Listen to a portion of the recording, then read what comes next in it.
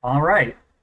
Hello and greetings to those of you watching me through the tubes. I am Gnarly Quack, although my friends and enemies call me Carl, and I am coming to you live from the shores of Lake Michigan.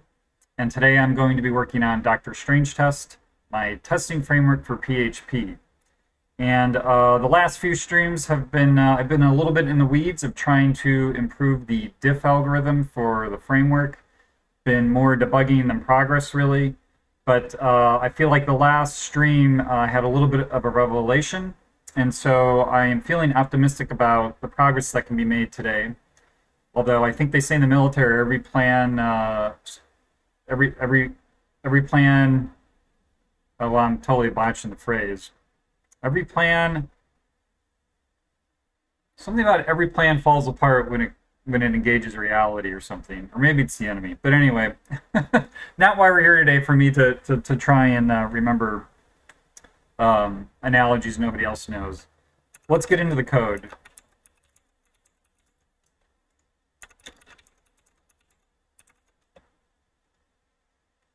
And so let me actually, just to kind of reset the table from yesterday. Oops. Let me just pull up my notes from yesterday. It's just kind of a reminder what the specific task I've been working on, kind of the last stream or two, has been sort of optimizing the generation of diffs between two arrays, say, that have that are the same but have different keys. So if this is actual and this is expected, right now this is the diff we're going to get generated, where it says, hey, right, these arrays are the same, but we got bar and we expected baz. And in this case, right, we don't actually need to generate a difference for the arrays. We just need to indicate that the keys have changed. But right now, the way the algorithm is structured is, seeing that these are different, it's going to generate basically a longest common subsequence matrix for this entire arrays. And that operation is basically I guess I'll just use a big O there because that's what we're talking about, is basically an m by n operation. So if these are fairly large arrays, that could be an expensive operation that we don't need to do. We just need to print the array and then swap out the first line.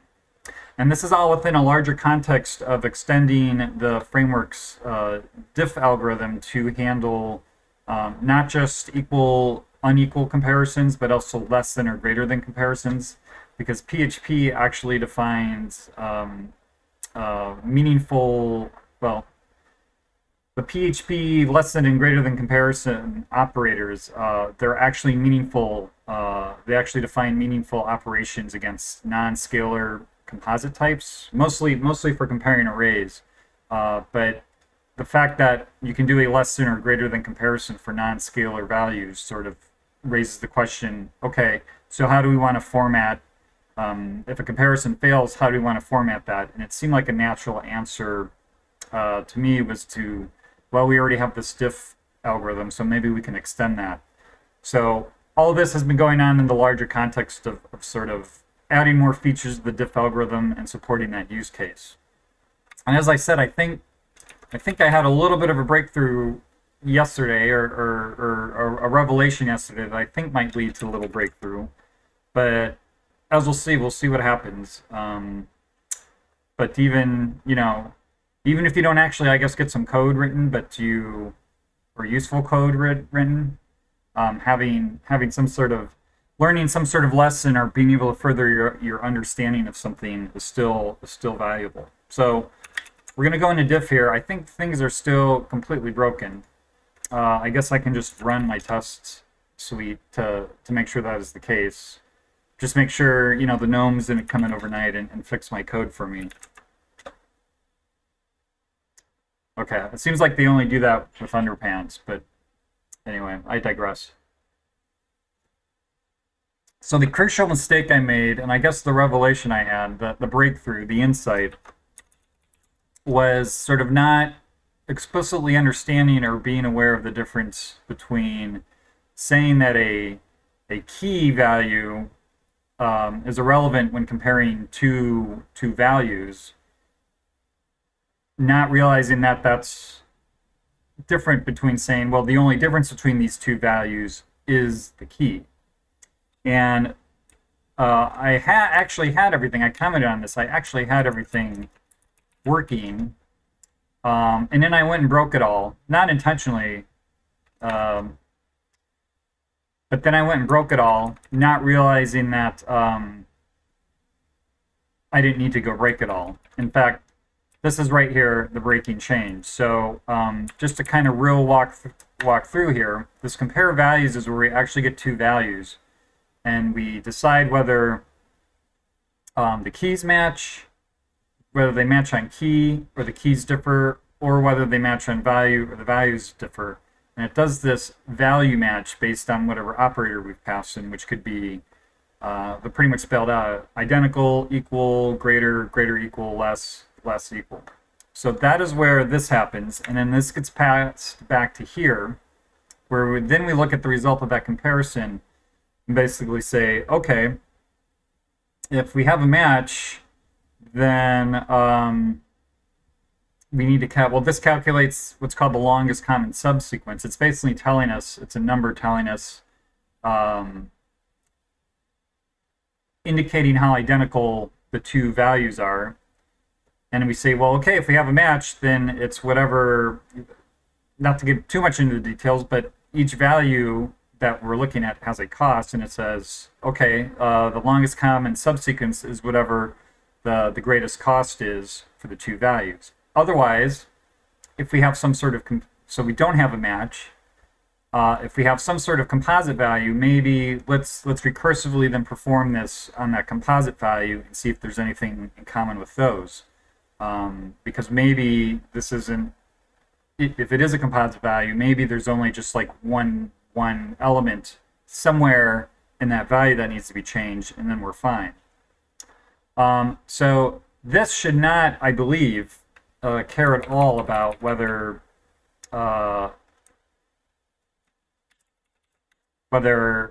there's only a value match going on, or whether it's only a key match or a value in a key. This should only care if this has a total match, which is called match all. So if we have a match all, this is the only time we want to do this. Otherwise, right, we're going to do what I just said. And I believe in here in compare values, this should be making the decision based on a variety of parameters whether to take into account the key or not. So, okay, now this longest common subsequence number gets passed back to diff values here. And based on what we get back from there, if we have a match, then we just, this is where we actually generate the resulting difference, the resulting diff. If we have a match, we just copy that value. And then if we don't have a match, this is an insert or delete. Or, well, this is all the code I don't actually know what sort of working state we're in, because I've really kind of chewed through the code here trying to get this to working. But otherwise, so if we have a match, it's a copy. If there is nothing in common, which is indicated by a longest common subsequence of 0, there's nothing in common with the two values, then we just do a straight up insert and delete. Otherwise, right, if we're not matching, but we have a longest common subsequence greater than 0, that means something is in common with those two values. And that probably indicates a composite value. In fact, I'll have to take another look at this as soon as I get done talking through this. But essentially, this means, okay, it's a composite value. So now we want to generate a difference for that composite value. So we kind of recursively go down and generate that diff. So let me just, I guess I could, I'd be surprised if everything works, but let me just run, well, I know the static analyzer isn't going to work because of that, and I'll go take a look at that in a second, but let's see what my tests have to say about anything. So the only test now that's failing is the one that I messed around with yesterday trying to figure out what was going on. And that is going to be in tests, test assertions. So I guess that was 777. And so what did we get? We expected, right, I've actually got the actual is this. We expected plus to be 1.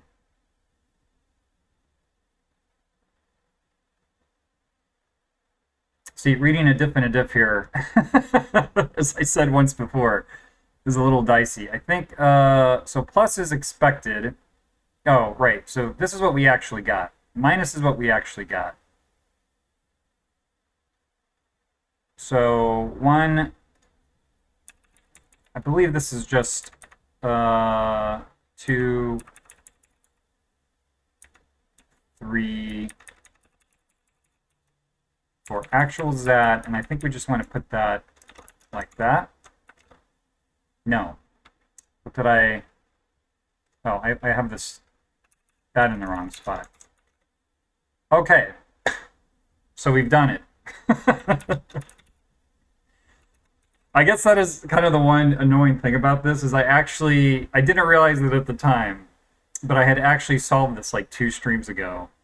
And it's like, it's like I had my basket, and I was plucking the apples off the tree, and I filled my basket up. But now with this basket full of apples, I was like, started just shaking the basket around and making this huge mess and then trying to clean it up. But anyway. So what is even the last commit I've done? So that was...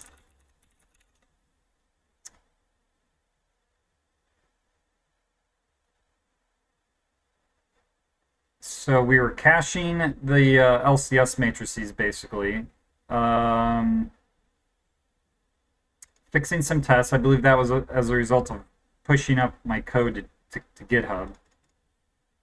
This is when I had a conversation where I decided how we're using the... Okay, so none of this stuff... Let's see how big of a mess... Oh, I guess I can remove out.txt. So let's see what we've changed here. That's how dicey things got. I was spitting output to text files so I could figure out what was going on.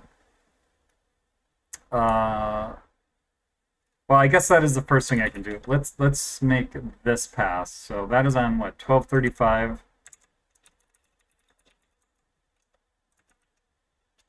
Oops.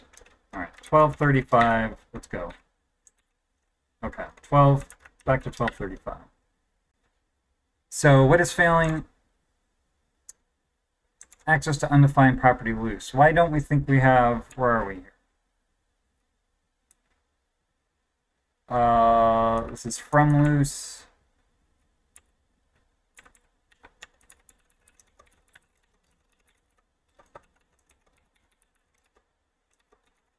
So we must actually have that property there, because otherwise...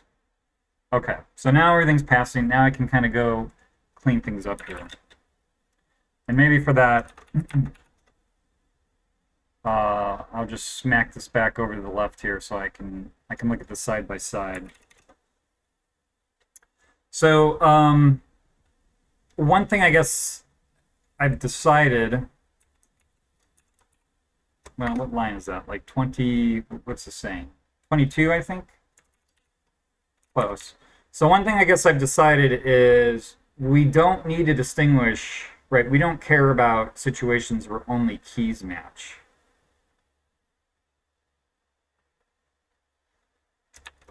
What buffers do I have open here?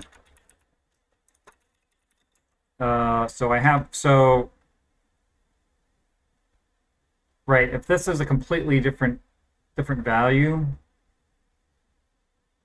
say these are completely different values, this is 7, 8, 9.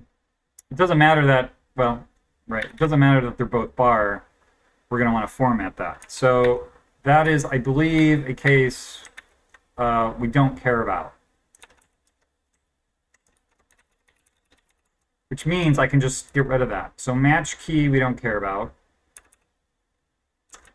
So, and actually this no longer then needs to be like a bit thing. It could be match all, and this will just be 2.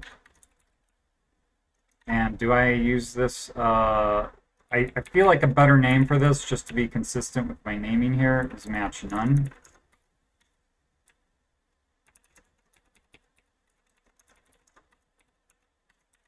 And then we can sort of get rid of this nonsense that I spent quite a bit of time figuring out where that was supported. But so we can do that. And just to kind of finish that sentence, because I believe PHP up to 5.6 did not, like, you could not use a constant expression as a constant, or as a compile time constant, so it had to be a runtime constant. But anyway, so we can get rid of that. We can simplify that up. And now let's, well, what do we have? Match key. We don't actually care. So this is going to change this logic a little bit, where we kind of want to do this. Move this maybe down to the bottom here. So almost like if result, then we'll say this. Right, if the values don't even match, is that what we're saying? If the values don't even match, we don't even care about the key. So that is what is going on there. So let me just try that out for size. Well, of course, that caused... Oh, you know why? Because I said it doesn't need to be a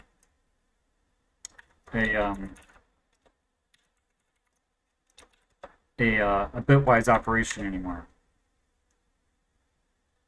That's still causing failures. All right, so now it is failing.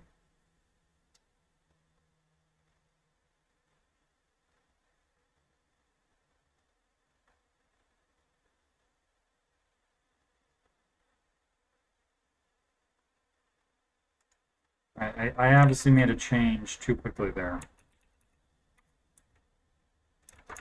Compare value. So, oh,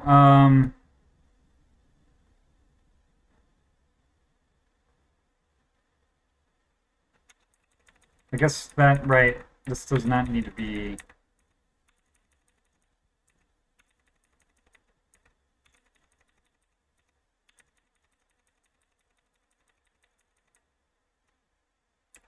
Yeah, then it's that. And actually, I wonder if... No, I put that to an equality comparison. So let's try that out. Okay, good. So I guess the other thing I can do here is get rid of all my echo spam. My printf debugging, as they call it.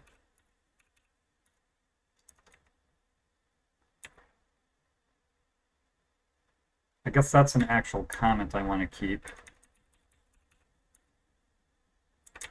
This is all just debugging nonsense. All right. Oops.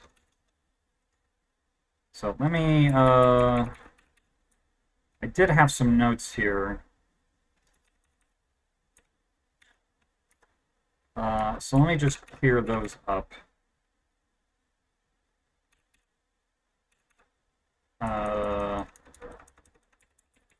Okay.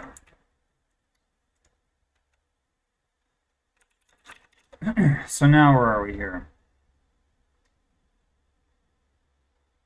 Updated the to-do, all this stuff to try and get that to work.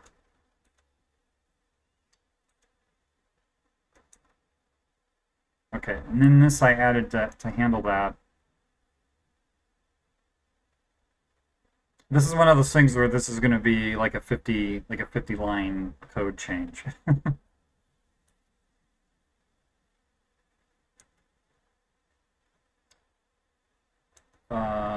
Okay.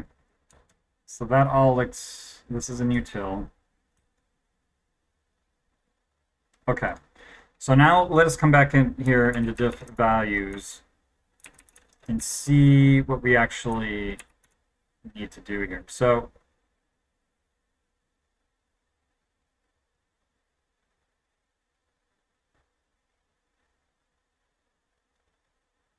one thing I wanted to try, I believe this should be an else.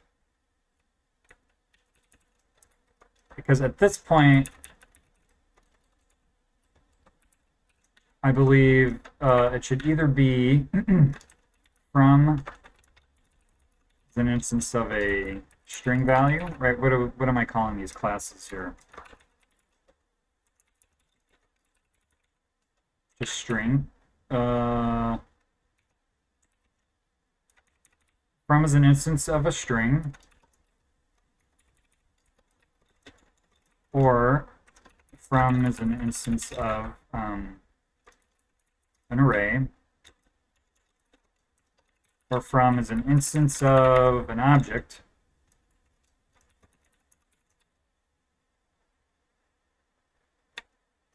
and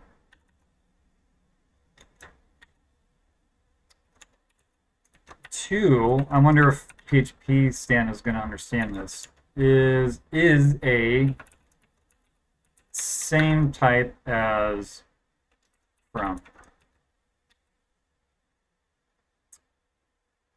I guess I actually don't need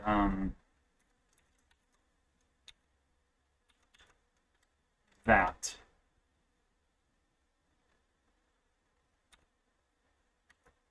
Okay.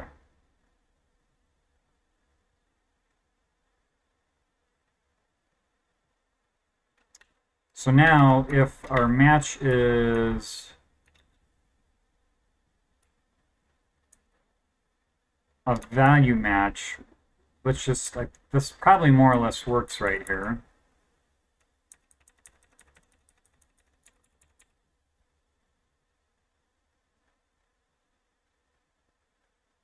So let's just bump this in. I have a feeling I may have hit the wrong. What did I just do? Okay, yeah, I meant to bump that in. Like that. Okay,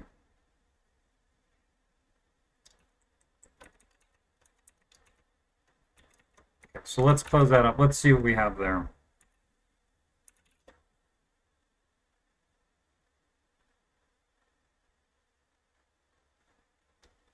$12.34.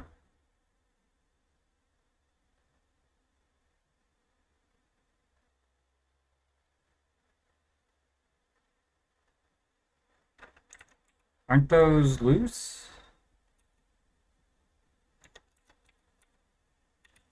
Loose. Where are we here? Array.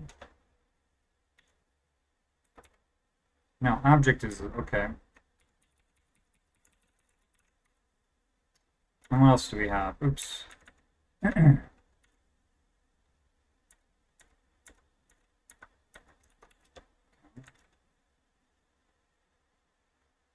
All right. It looks like PHP Stan is actually understanding this, which is, well, which is nice.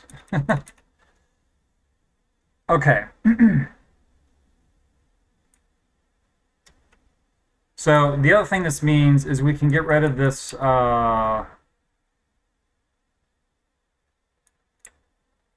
right, our stir split first no longer needs to and I suppose I could just put this in here. False, oops. Pause is not equal to false. So then so first is going to be the first line of that string up to the position, the second line, and so I feel like I also want to put assert that first is greater than 0 and rest is greater than 0.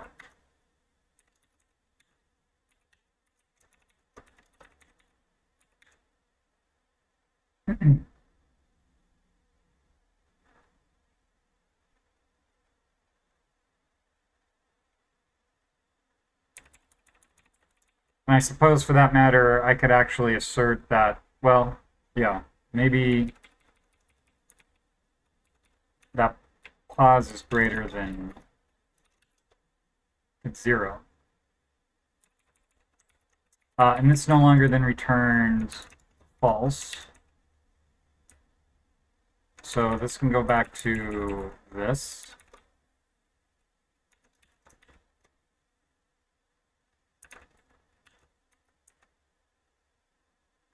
So then rest is going to tack on that line ending. From start is going to be the indent of the from format key. And then, oops, I deleted my copy.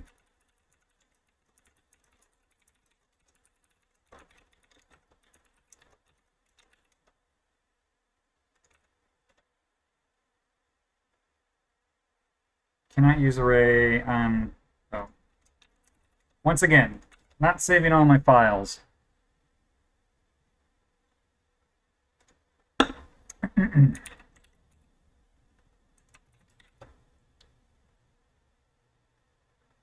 Oh.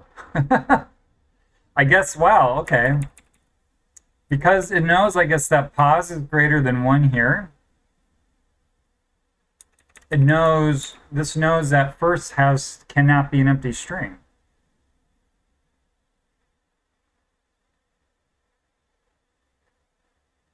Wow, that's very cool. Okay. Very cool. I know I've kind of given PHP Stan a hard time, but you can see why I'm using it, I guess. All right, so everything is still working. So I think we can knock out, we can actually knock out these assertions now, right? Let's see what happens there. Yes, okay. So that's also sweet. So let's go back to only here. So now let's just look at the rest of this.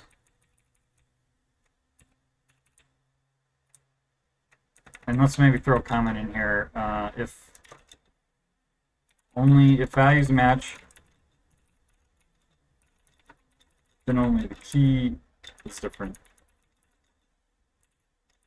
Don't need to generate difference between the two values. Just format from, well, I think that comment pretty much says it all.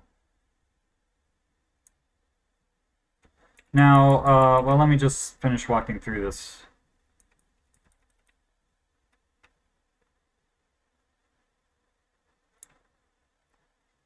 So we just grab, we just LCS that string and build a diff from that edit. Otherwise, and right, this is also a very nice assertion, because I think the first time I was diving back into this code, I was a little bit confused because it wasn't clear to me that from and to were the same instance. But this is very explicit now, what we have in here. So that's a nice assertion to have there. So then we get the edit, and then we build that edit. So then what are we doing?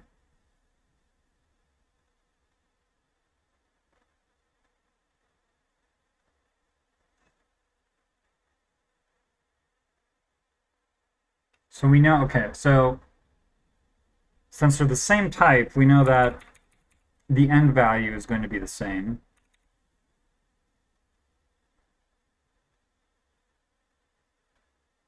But we know they're different, so we generate that edit and we build the diff.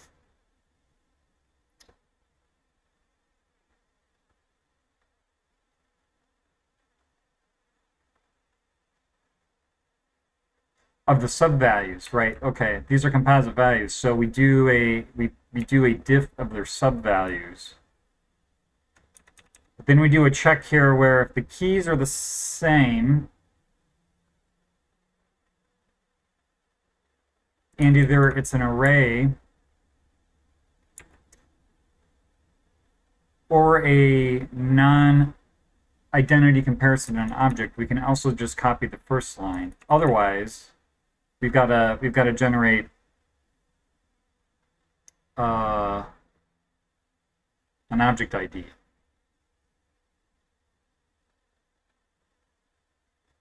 Okay, so that all makes sense.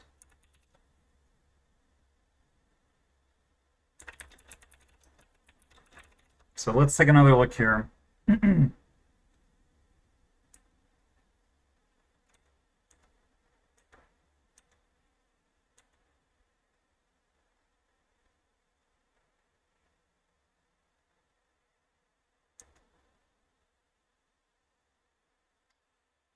I think that's all that stuff just bumped in.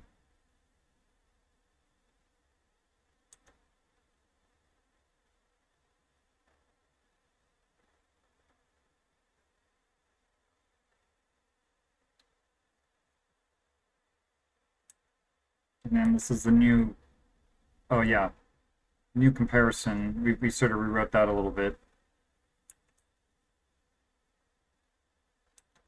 And actually, you know, I guess I should just make sure everything else we're doing makes sense, because I kept sort of getting stymied. So build def from edit, we looked at that already. And here we just looked at that. So now let's look at LCS values. And this is called, right, this is computing the LCS. So in this case,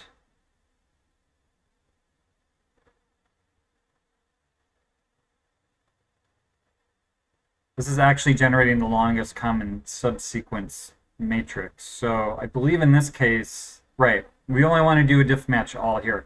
I kind of don't like, I can't really think of a better name for this constant.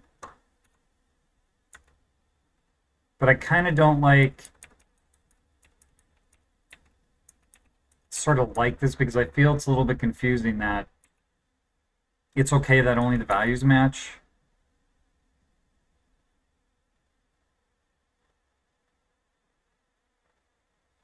Like it's very explicit about what actually matches, but I'm wondering if something like, you know, so I don't make the same, or me or someone else, I guess theoretically, makes the same mistake that I just spent the last 2 days sort of debugging. But I wonder if it might make sense to call it match partial and like match full.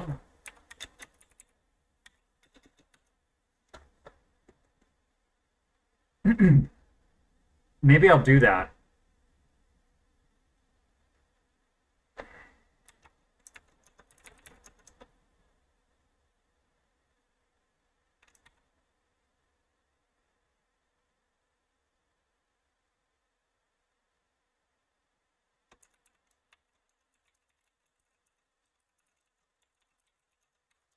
I guess I'll do that.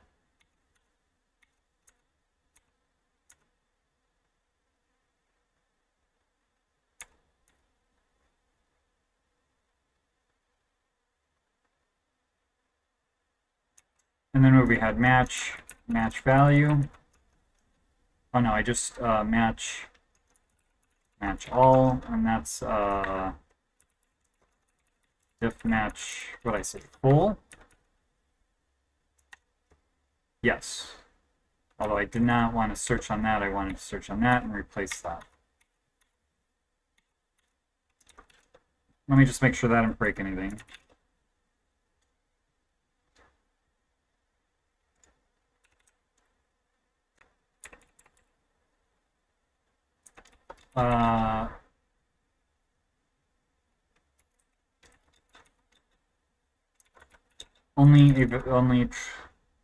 Only a value's value matched? I don't know. Only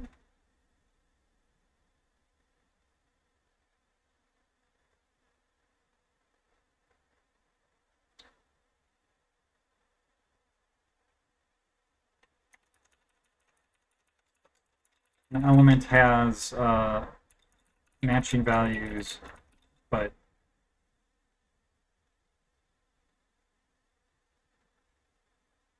non-matching, mismatching is non-match versus mismatch, maybe? I don't know. Yeah. Tell me, WikiDiff, what's the diff? Is non-match even a word?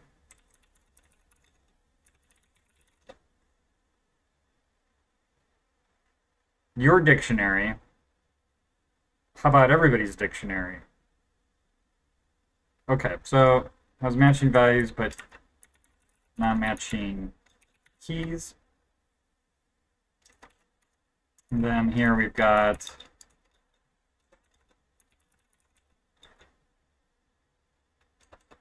has both matching values and keys. Elements, I guess we've got to be talking about more than one element. Elements have both matching values and keys.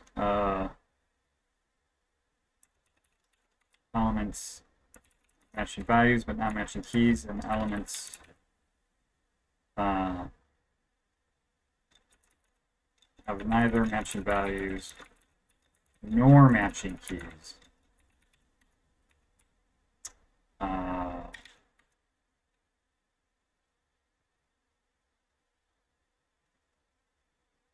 Okay. So that will just make that explicit, I think. Let me see if there's, oh, you know what, I do think,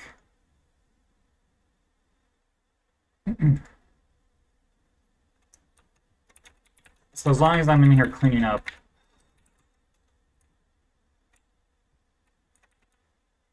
I think I'm going to call this like split line first.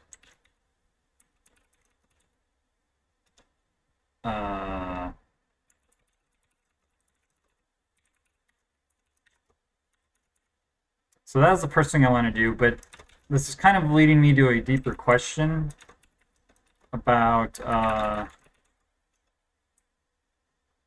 where is format variable here? So there's like a couple to-dos here. Because I guess, so my thinking on this is, right, this format variable I am saying is documented as part of the framework, so that if anybody wants to write their own assertions, they can use this function for formatting. That and the diff, the diff function is also the same way.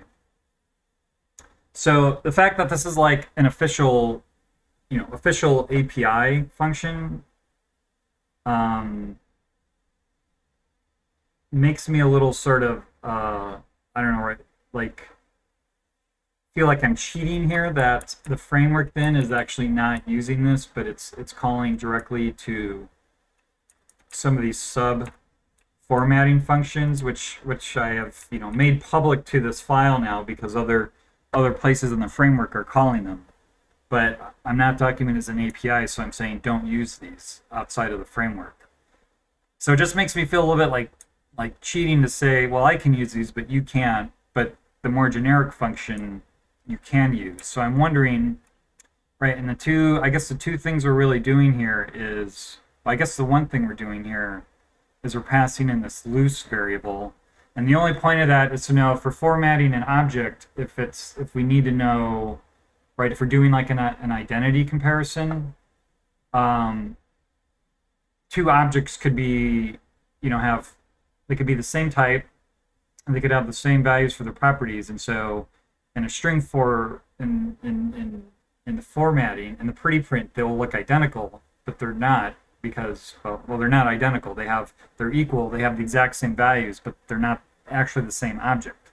So this is just basically a flag to say, okay, tack on an object ID so that we can distinguish the fact that they're different objects.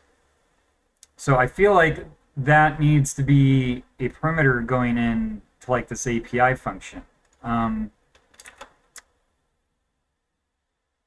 So what do I want to say? Add. And I feel like loose then is not a good word for it. And I guess this is important now because, right, was it PHP 8.1 allowed added named arguments? So what we name the arguments here, what we call the arguments, is actually important. Add loose as a parameter to format variable. And this is to, because right now, without that variable, anybody calling this function has no way right? This assumes loose is false. So there's no way to get an object ID, to format an object with the object ID on it.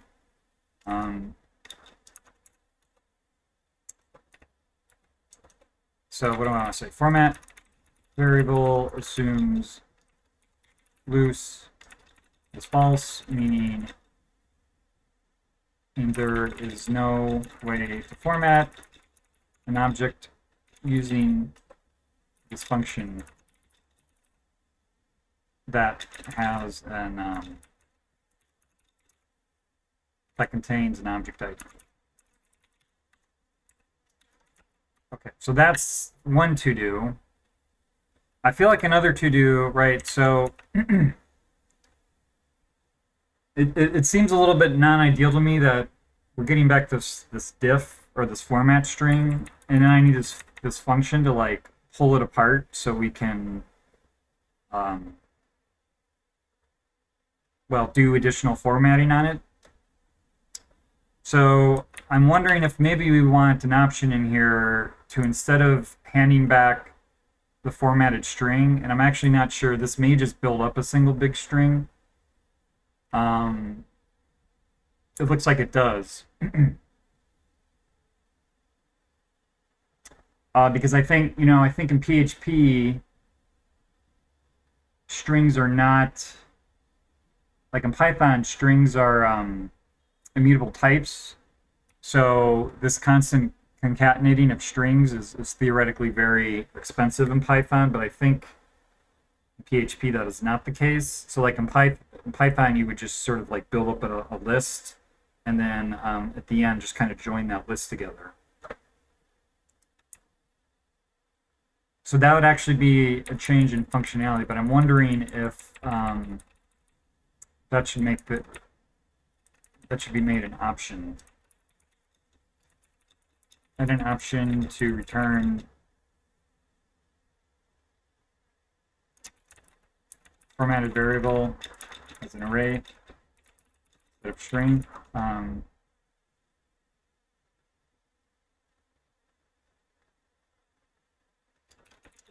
This would allow further manipulation of the format output.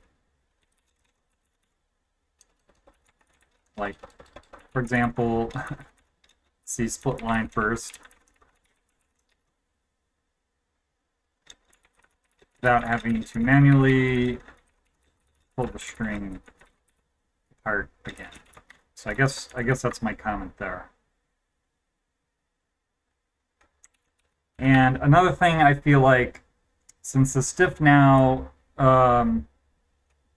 with some of the conversation, or talking to myself, I guess, figuring out this diff, and since again parameters are now form the API, I'm actually wondering if instead of calling this from to, if I should rename this to actual from.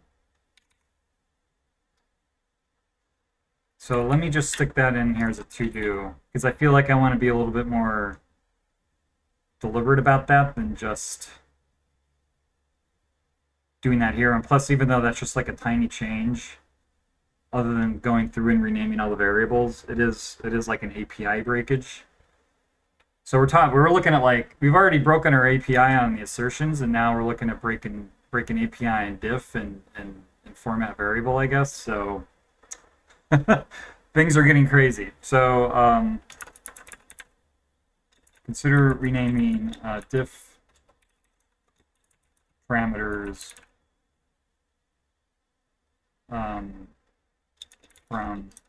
from to actual expected. If I could spell that.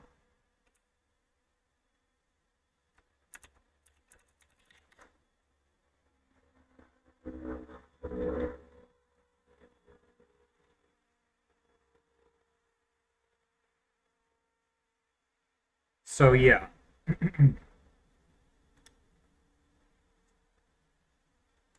So let me go through some of my other to-dos down here. I had some notes about split line. Some notes about adding to-dos to that formatting API. Oops. Okay, so I think I'm happy there.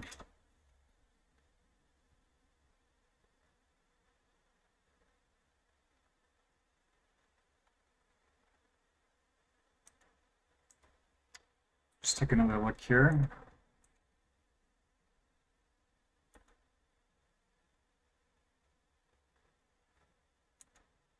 That is such a mess. I'm looking at all these assertions just to, well, anyway. I'm obviously going to have to come through and kind of gut this file.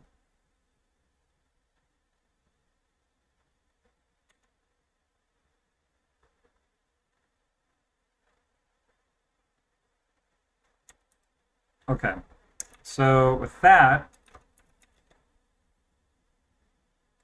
I'm going to add that. Let me just make sure I'm on the right branch. I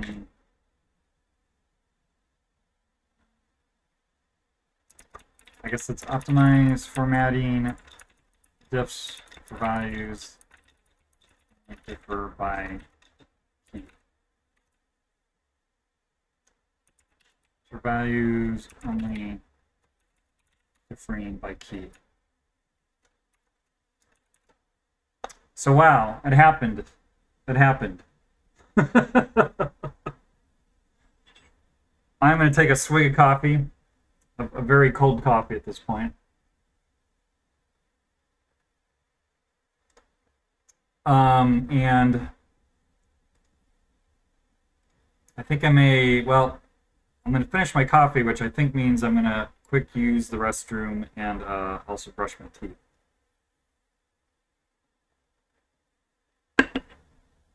And then we'll dive back into it. So what should I say? Maybe I'll give myself like 6 minutes here. So yeah, okay. I'll be back in about 6 minutes.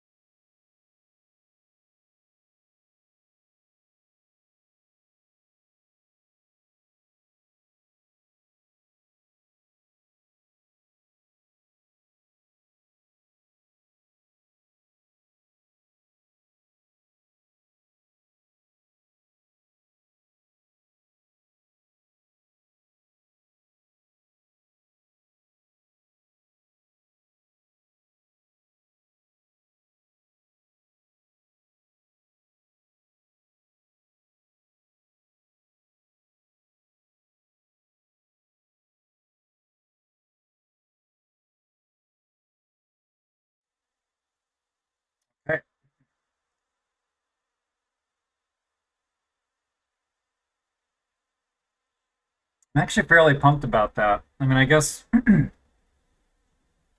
considering how many days I was mucking around with that, I have reason to be. I guess there's no reason not to push that up, I guess. And I'm actually going to go private again for a second, just to make sure I am logged into GitHub. Looks like I am. Oops.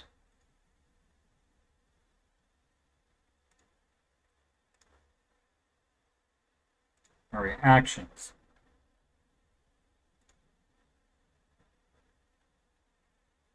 And 8.2 is going to fail, so it looks like we are all good on that. So sweet.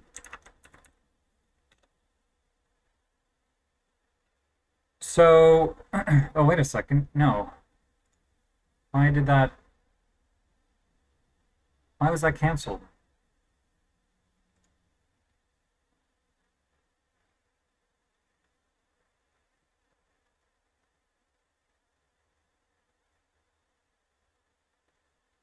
Uh,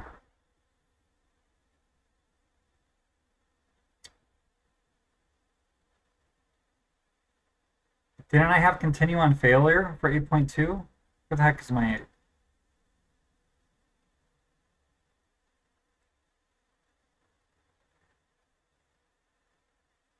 So do I also need to set fail fast to to false?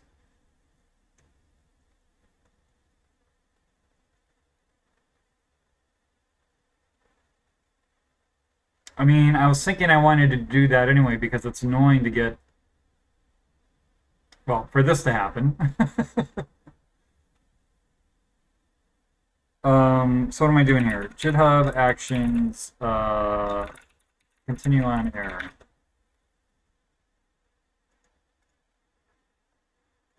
So what does this even mean then if it doesn't actually continue on error?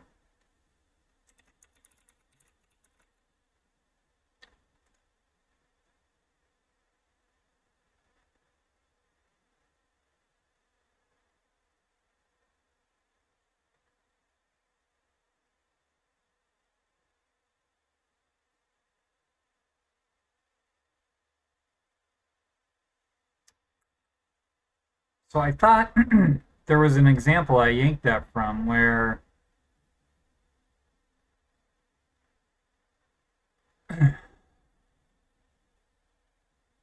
well, I guess this means I never really tested it. Here, fail fast.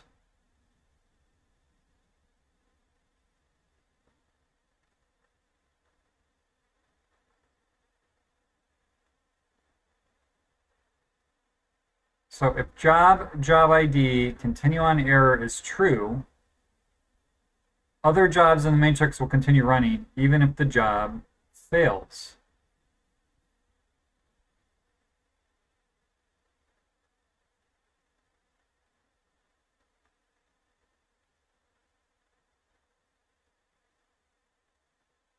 Right? Am I... So by my reading of that, I suspect I'm probably alone here. But if anybody has an opinion on this on chat, if anybody is in chat, right? I'm reading this as if I set a single job to continue on error, if that job fails,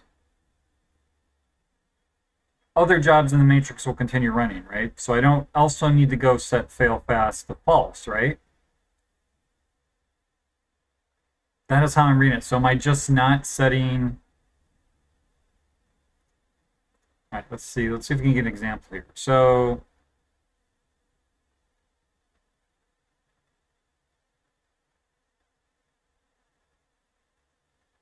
the following workflow will start 4 jobs. For each job, continue on error is determined by the value of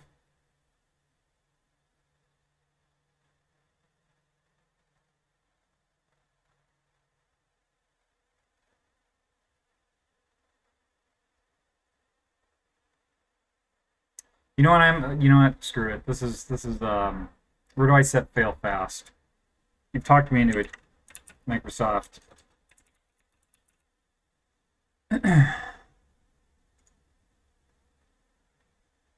Strategy. Fail fast, false. We are gonna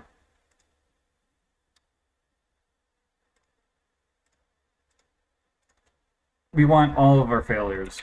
All of them.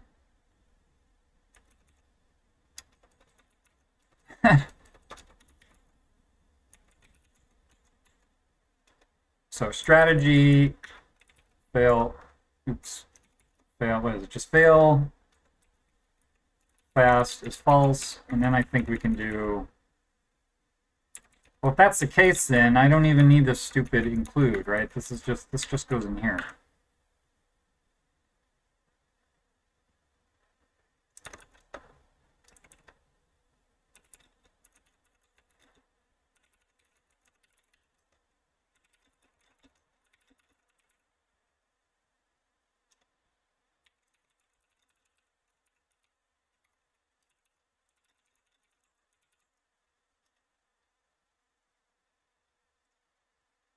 All right, now let's see what happens.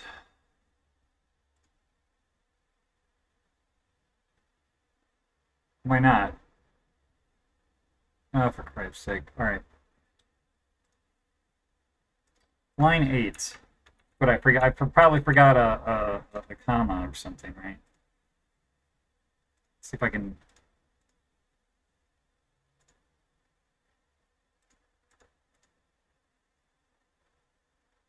Oh wait. So what the?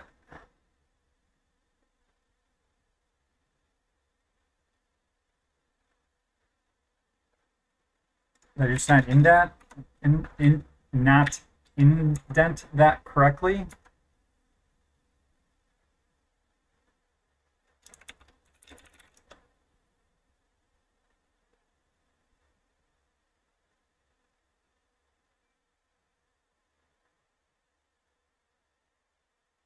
I guess not. All right, fix test.yaml.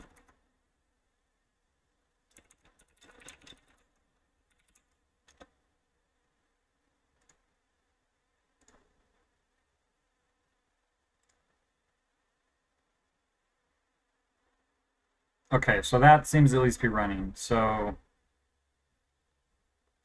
I know they have to free up. Oh no, okay.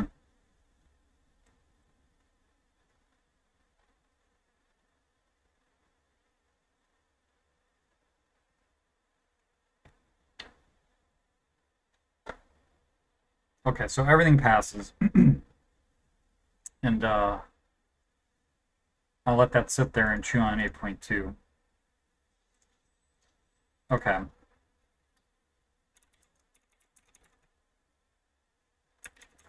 So I want to go back to my diff notes real quick. And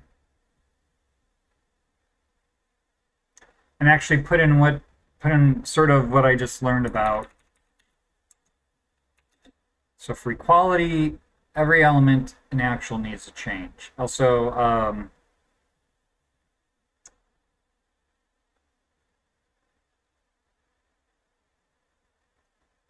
because this is about to lead into, I think, what I'm going to try and do next. So keys.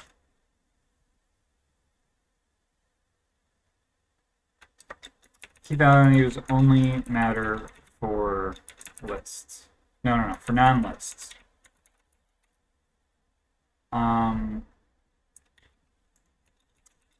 Key values always matter. That's essentially what we, because part of this lesson, greater than less than, at least for like 2 arrays, is it kind of treats these arrays as a comparison of sequences. So what we're saying here is keys only matter for non-lists. So that would be, in other words, dictionaries, arrays with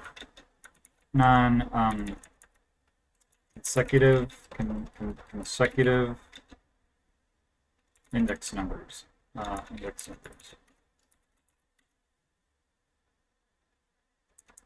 And here, key values always matter.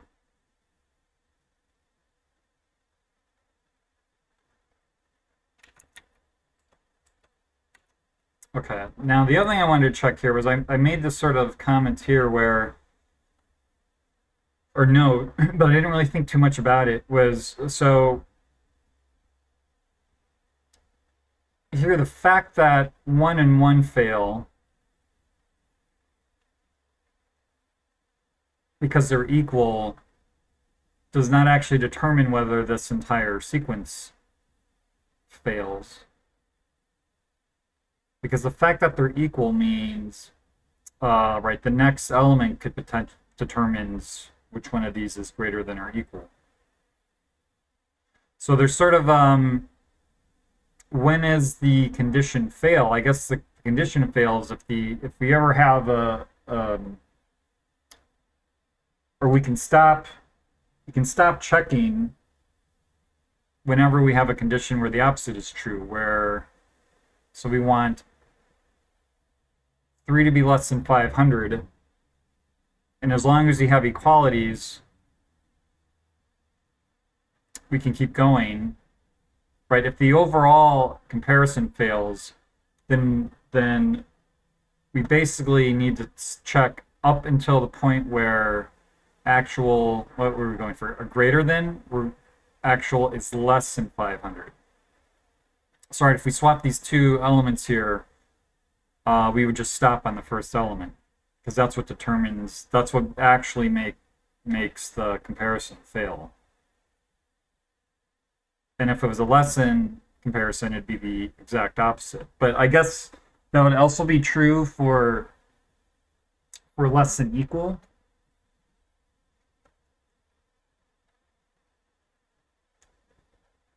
Right, so if this was less than equal, or greater than equal, this diff would basically change from that to that. And the only difference there is equal does not actually cause it to fail. So let's go throw that in here. Key values, if the overall comparison fails, then the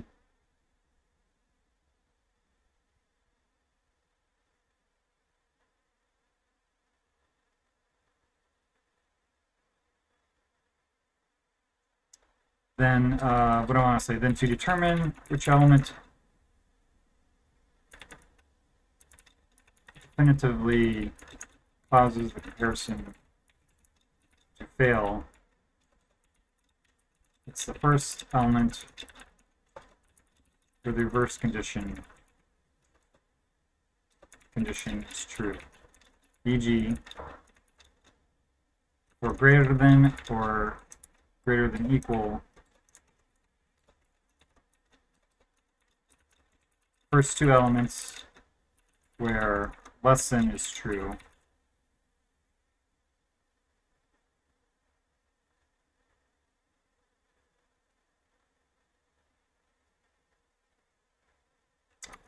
We only need to check up until finding the first two elements where we reach the end of the comparison with everything being equal. And then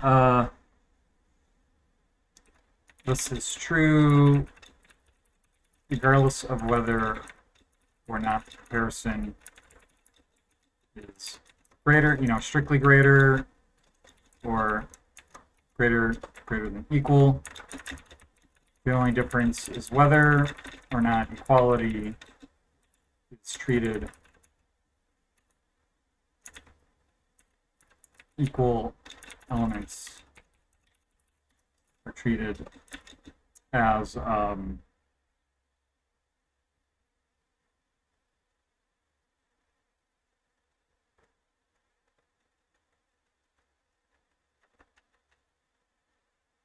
not satisfying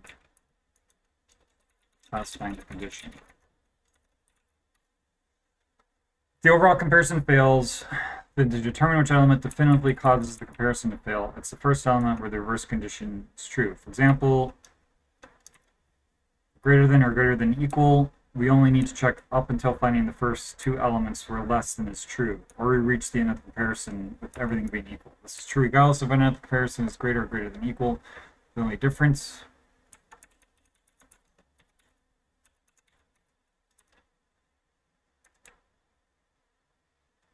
are treated as the only difference is whether or not equal elements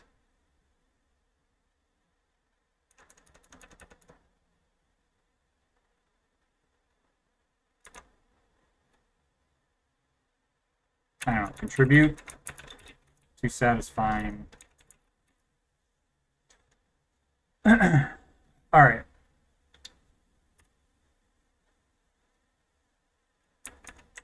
Okay, so I think, oops, I keep forgetting this is a completely different window down here.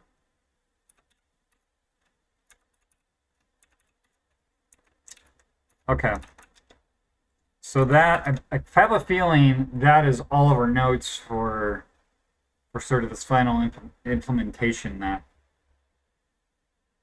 we're driving towards.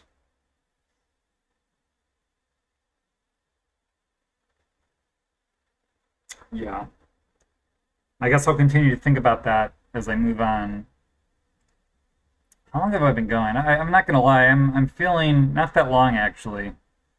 I got a little bit of a late start because I had to deal with some potentially troubling spam.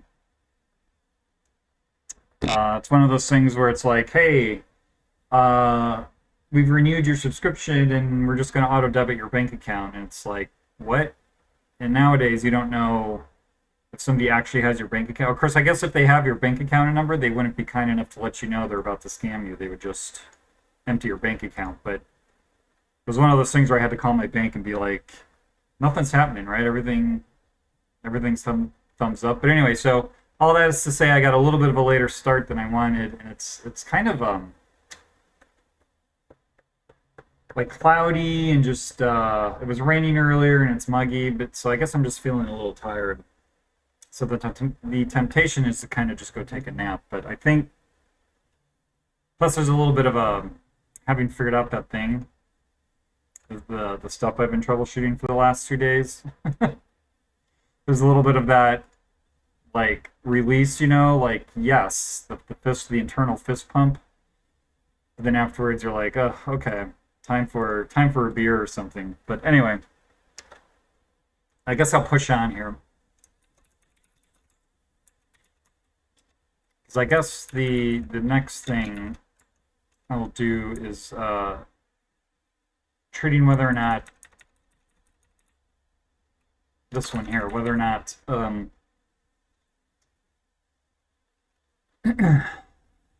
keys are significant.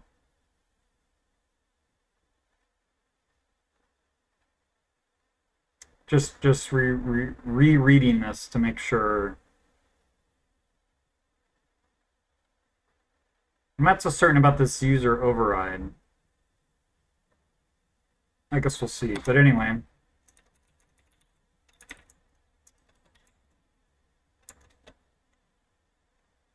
So this is going to be here in process value.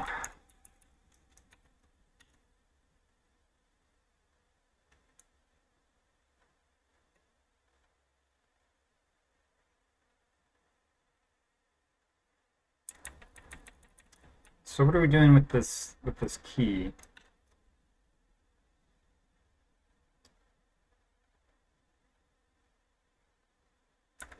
We're formatting it. Then we're creating an array index.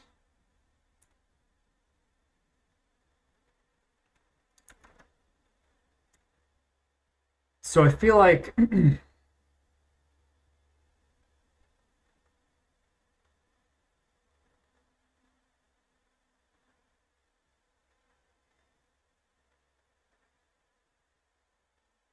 I need to hold basically like a new flag somewhere.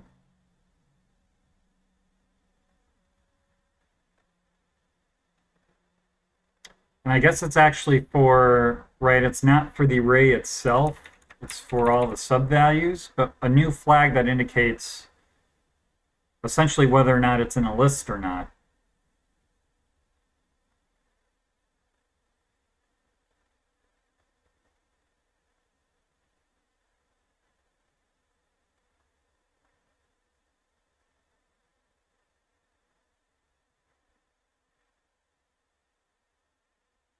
Hmm.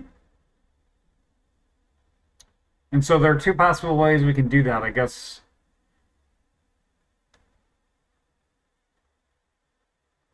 we can pass in a reference to that flag to process value.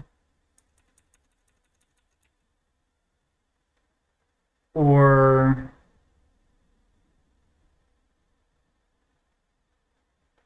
we can start having child values or sub values, child values basically hold a back reference to the parent.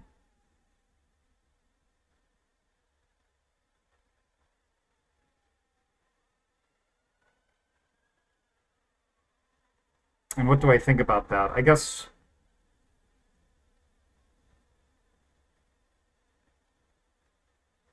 what I think about that is, so now since that will create cyclic references, we probably want to explicitly, I'm not quite sure how the PHP garbage collector works, but I think with cyclic references, right, it won't automatically garbage collect that until some point. So I may, but I think if I explicitly delete whatever it is I'm holding, hopefully that will cause the garbage collector to kick in. I guess that's the stupid thing to worry about right now, but I'm just kind of thinking about it. Whereas I feel like, well, just for comparison, I don't know. I don't have any problem with pointers in, say, like C, but it feels like passing references around in PHP is kind of ugly. Although passing around keep allocating a new integer or something, or a new bool, I guess is what we'd be talking about, and passing that around also seems a little bit nasty. But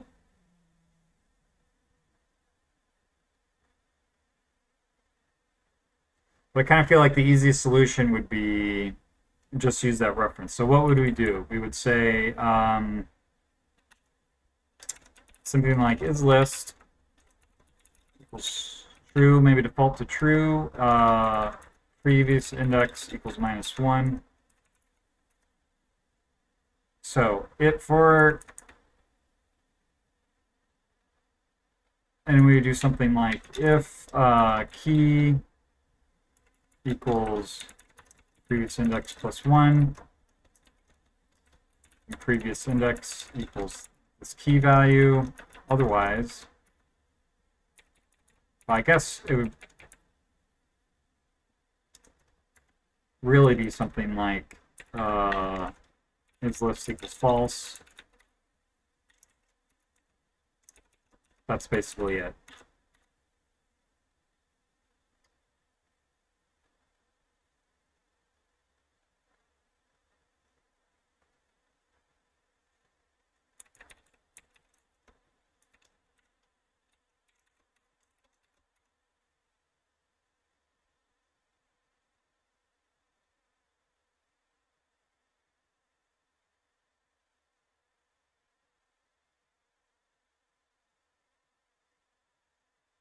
And then down here in process value,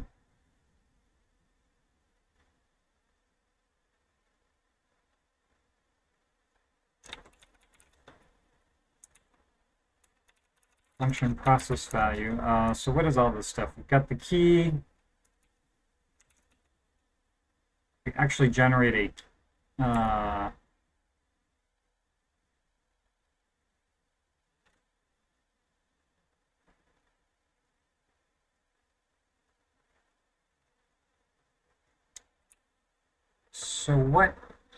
so the key is coming in from the parent. So let us stick this in. So actually, this isn't as bad, I guess, as I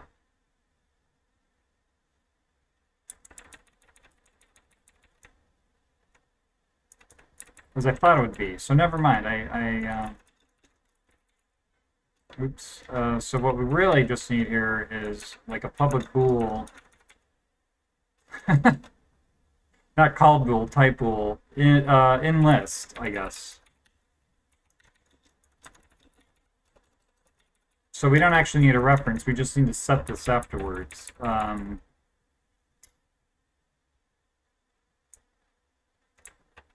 So this would be. Oh no! What am I talking about? That's silly of me.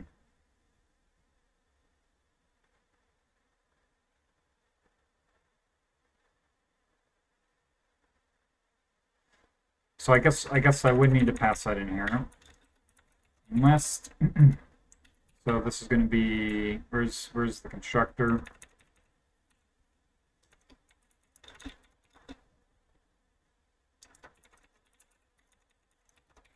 It's going to be a reference to enlist. Oops, and then this enlist is going to be a reference to enlist. Let's see what that does. Oops.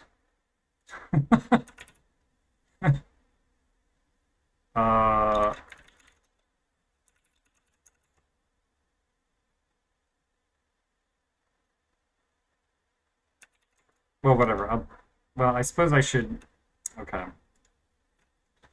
I got a little distracted there, I suppose. Let's just stash this.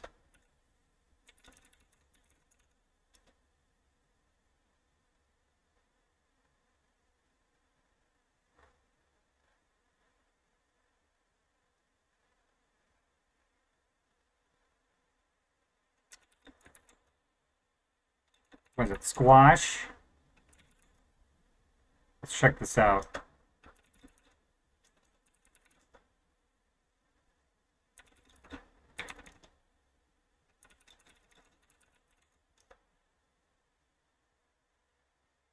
Yeah.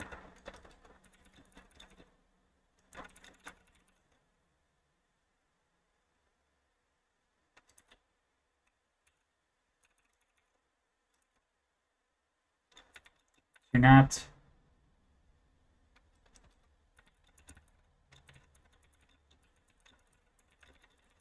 Yeah. I'm just gonna put this to. I so don't care about the detailed um, JIT message here. Uh,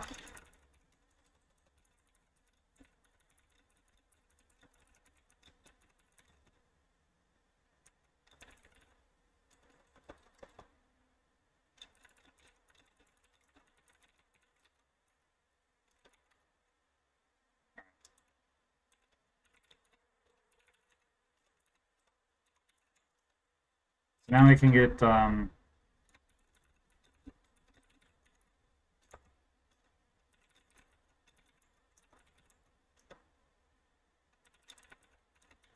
Here we are.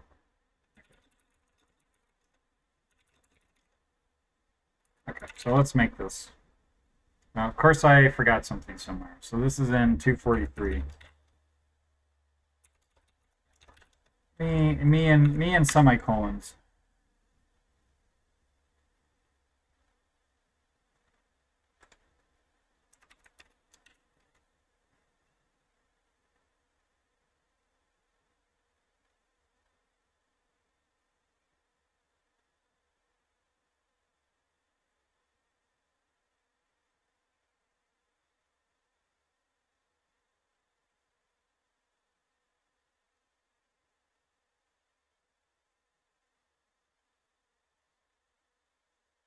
Guess we could else this. Which kind of makes me now wonder if I should do like if this list and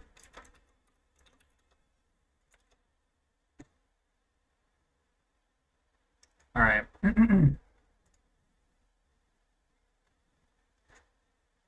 So is this really just going to be as simple as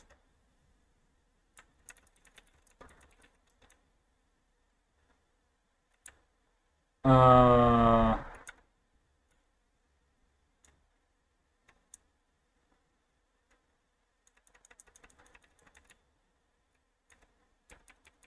if result, of course I've got the stupid key hidden behind a bunch of gunk, I think.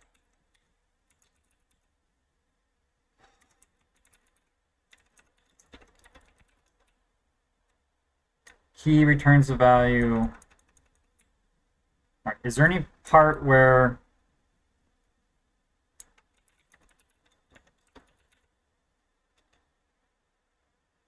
doesn't look like it? What happens if I change private to public? 1, okay, so 7, all right.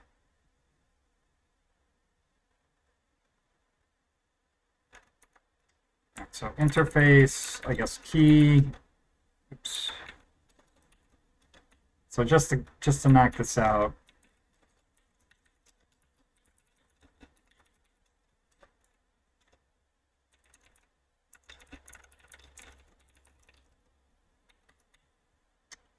So null key endless is going to be what?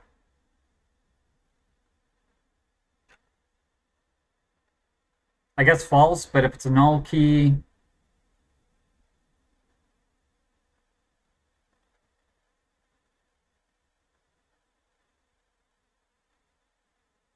okay, let's just do this. Public function enlist. It's going to be just return false.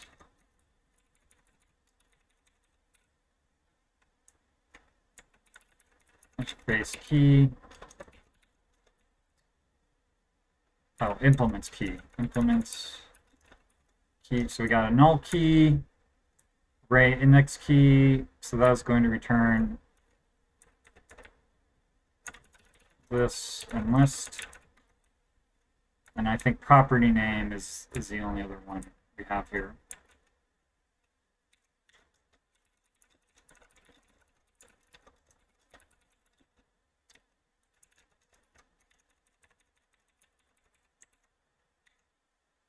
If result, so if we have a match,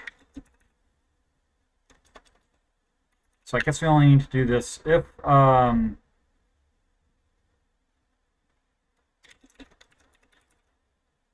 from key enlist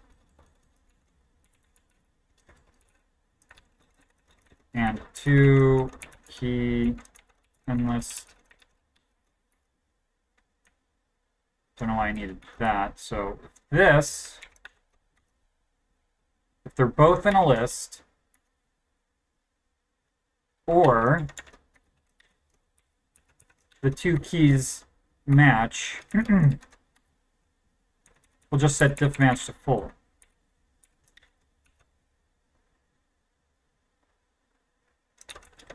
Is that really going to be it? I mean, I expect if that does it, it's going to break a ton of tests.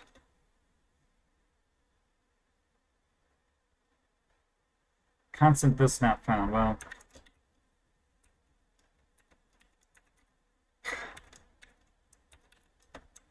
and 1496, what's going on?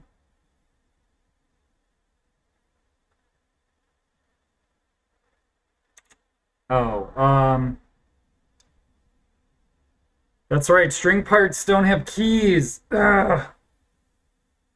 But wouldn't it? So what does string part do for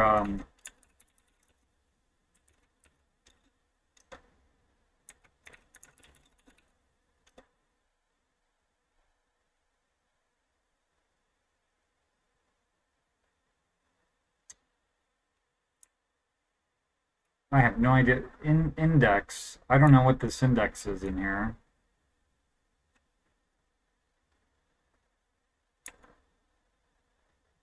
Oh, I think, you know what? It does have a key. So what is this spell yaking about?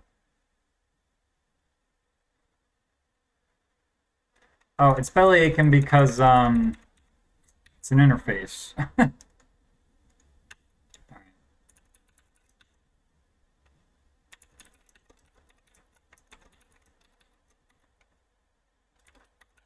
And there are no properties on an interface. So what happens if we do that?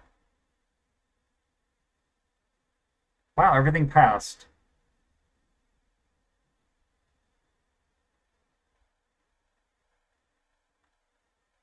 I would not have expected that.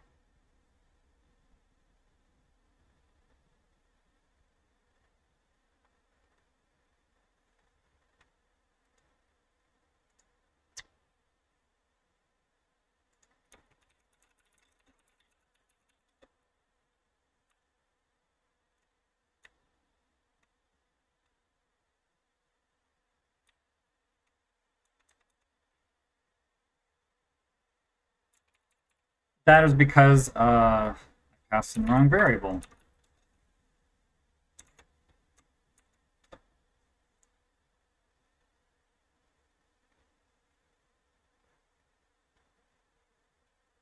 Oh, so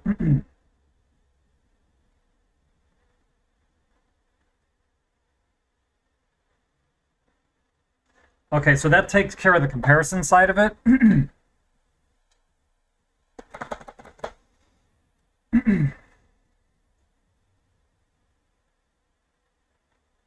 Oh, and I screwed this up, right? I totally screwed this up. And right, this is what I just got done banging my head against the desk with.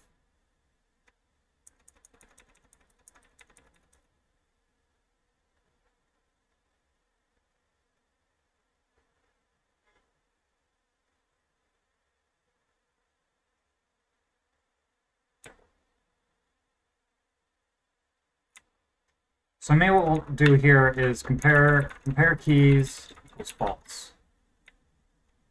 It's identical or equal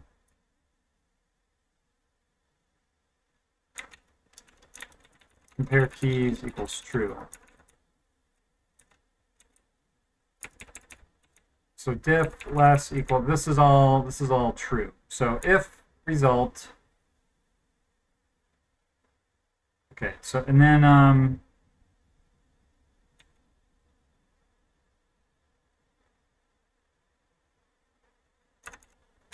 so if not compare keys,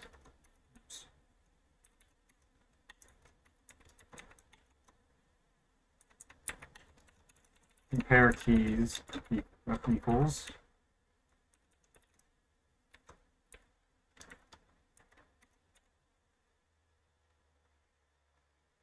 how did I not? Oh, I guess just give it all to me.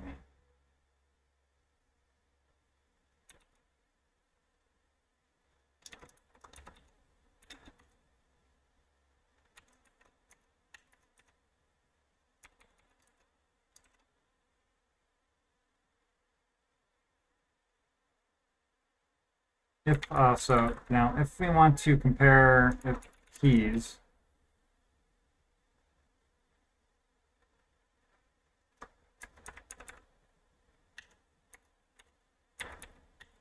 if I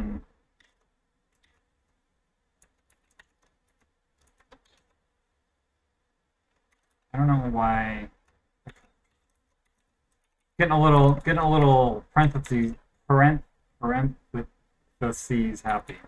Another word I can't say. Otherwise, result.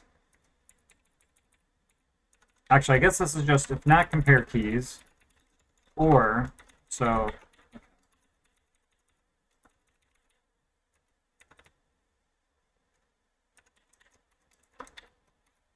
Then we're gonna have a full match. So let's see. Now let's see what that gives us. Only 2 failures. So, and where is this? So let's see if this makes any sense. because there's two parts of this. There's the actual comparison, and then there's the formatting them. So where are we here? We are at the tests, test diff, test strict formatting, test diffs, different. Right. So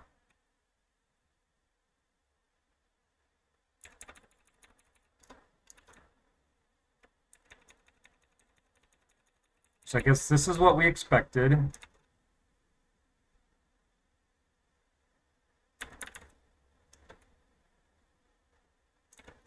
So this is what we expected, but we got, that's fine, minus, minus, plus.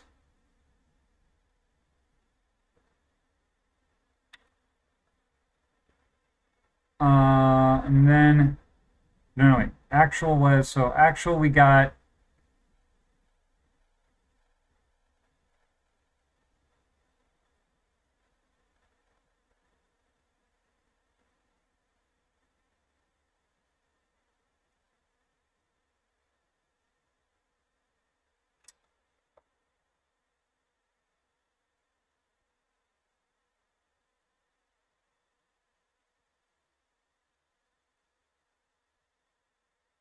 oh, doggone it.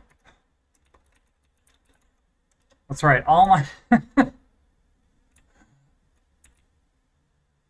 all my tests are backwards from what they really should be. All right, let's try this. Okay, so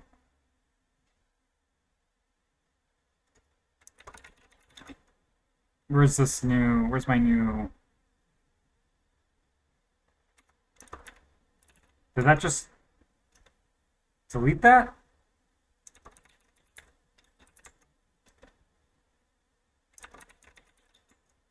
I guess it doesn't hold on to that. Okay, well, good to know, I guess.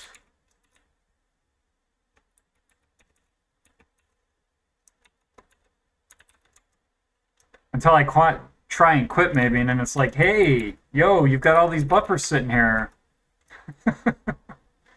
All right, I did not copy there, forgot that.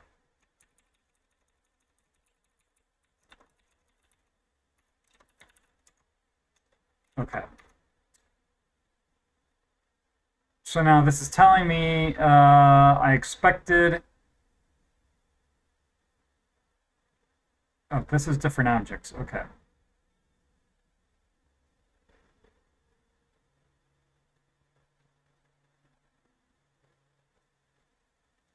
So it's saying I got one foo.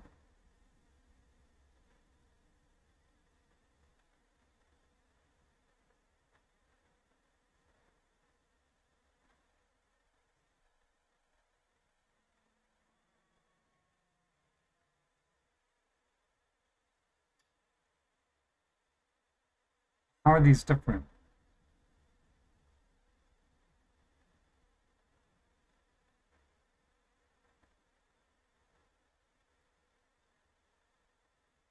Wait, did I?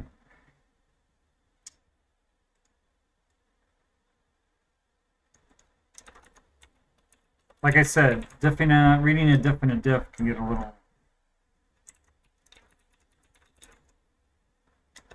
little dicey. Did I test different arrays? So 2.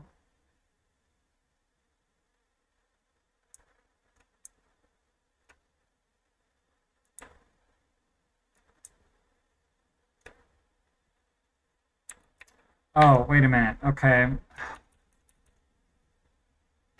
This is just something I've. There we go. So this is going to be.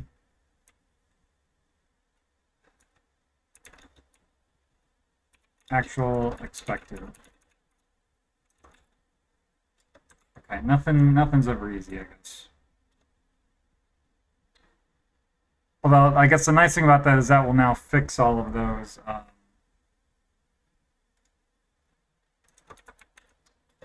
the tests in that file, I think. Point. All right, so what did we actually got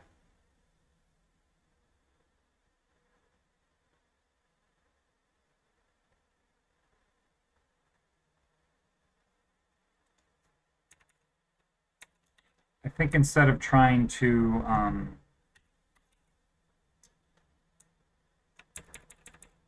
so we actually got that was gone, and we expected that.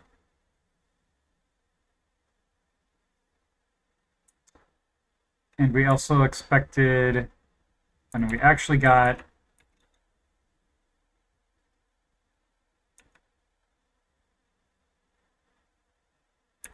that.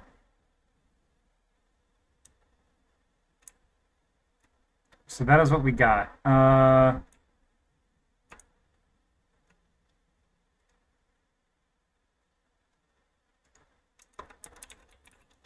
So let me see what we actually did here.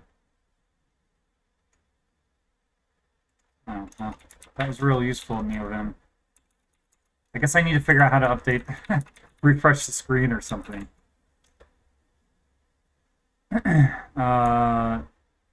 What was this? Different arrays?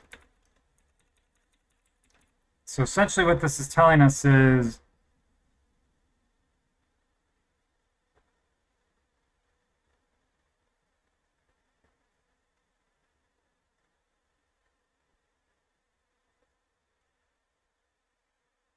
we deleted foo, right? We used to say, oh, okay, so we got rid of this array. So this used to say, we got rid of array or foo and bar, or foo and array, and added bar. And then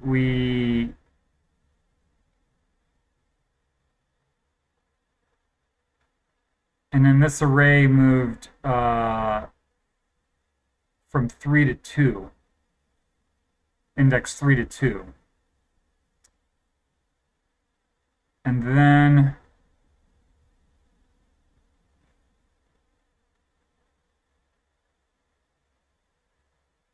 three, 0, 1, 2, 3.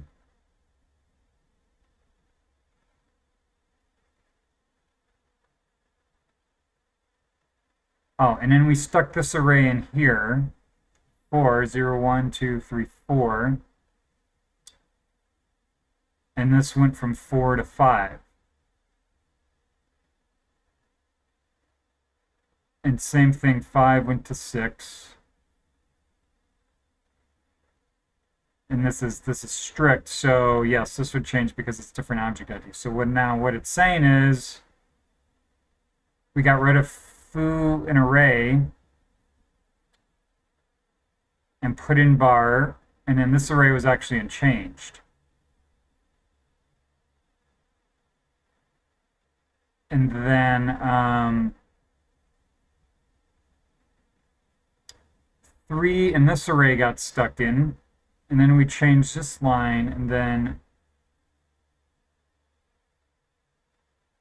yeah. So that seems to be working. Now we just need to fix the formatting.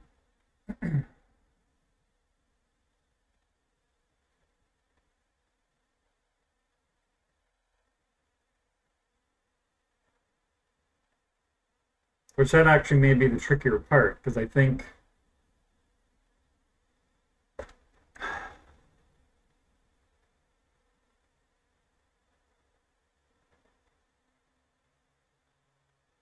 that that's going to be a change both in the format and also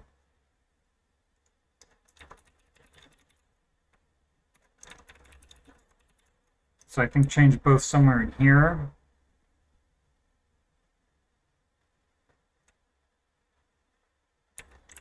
Then also a change in here where we are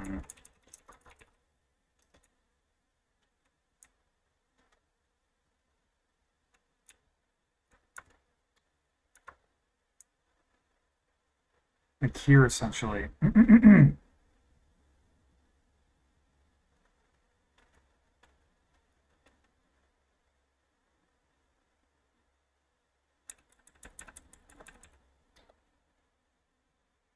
And actually, this interaction between format, I have a to-do to like make sure this is all formatting everything the same way. This interaction can be kind of obnoxious.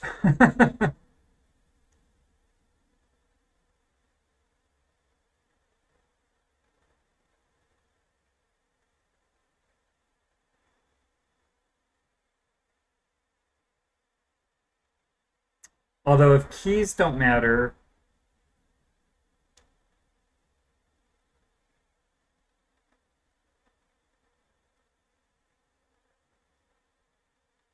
right,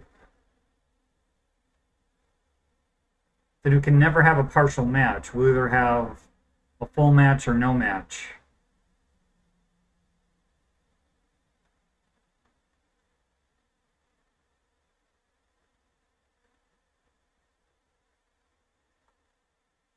So I guess we don't have to worry about that there. Where we do need to worry about is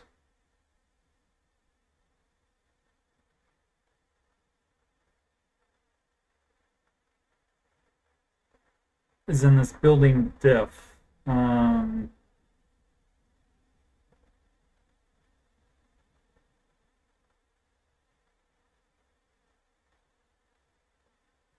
So let's take a look at build diff here. Oops.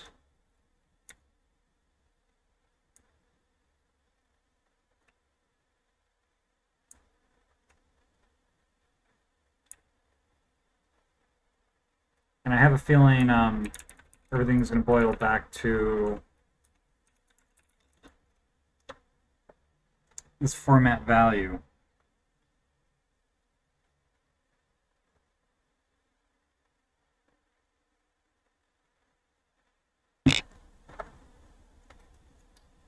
Which means I need to go change.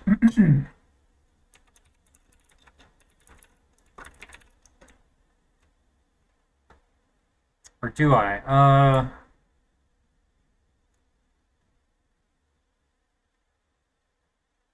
So what is this? Array index?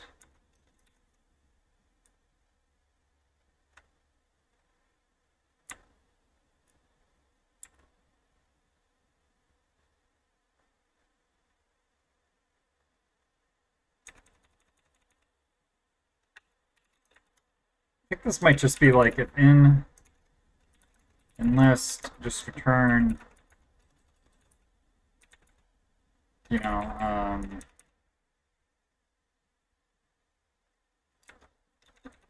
that, otherwise return that.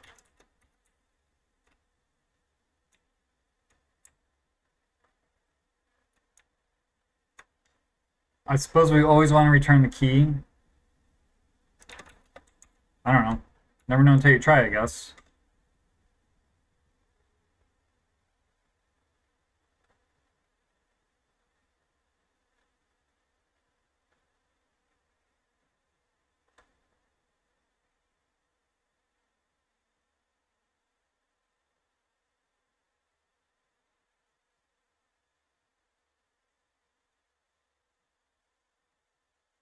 So how many did we have? 12?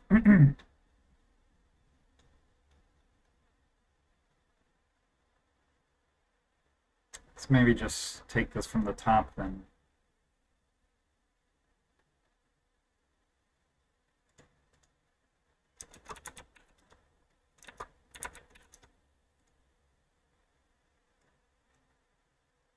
Doink. All right.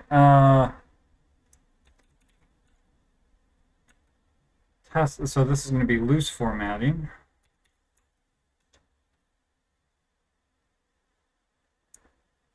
So right, the only thing, if we have some confidence that what is happening is working, then we should only be formatting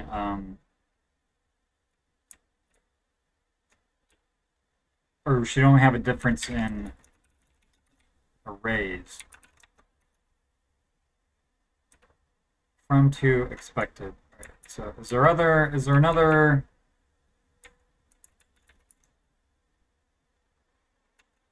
assert that is the only one in 2, 3, 4, 5. Okay, so And this is, so let me just check.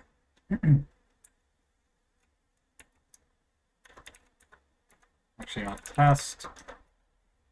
You only have 3 tests in here? I guess it's only...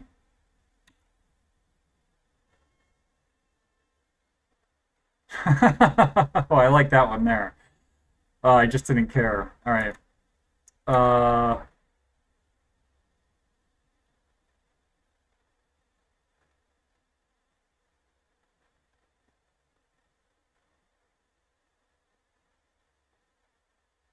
Oh boy, I did recursion. Great. So from...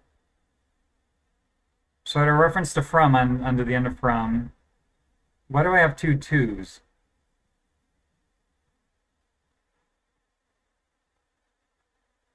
I think this is just bogus. I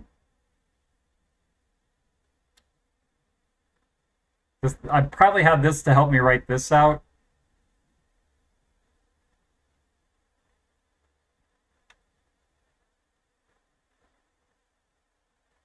So mouse, and to help me figure out the diff, so mouse from, so this is really going to be actual and expected. So we're going to get from mouse, or one mouse, to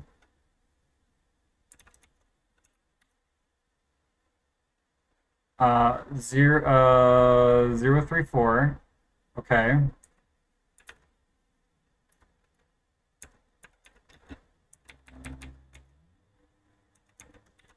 Right, and this is also, yeah, false,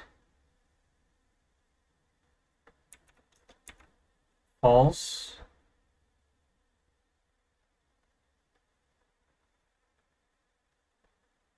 and then 5 is being replaced by 4.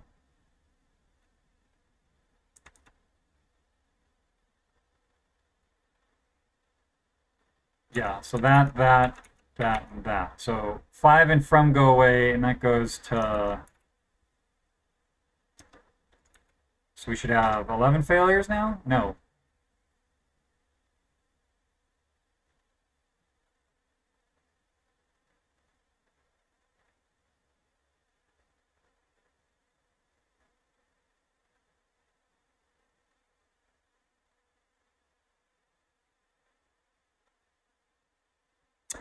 Oh, okay. So right. So this is where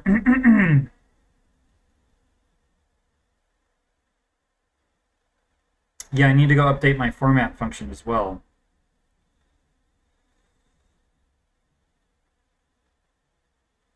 So I guess got to do that.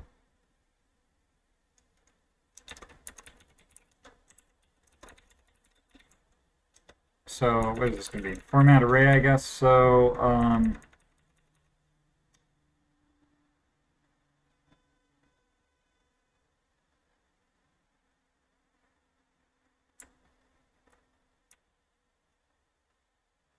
so it's going to be something like show key.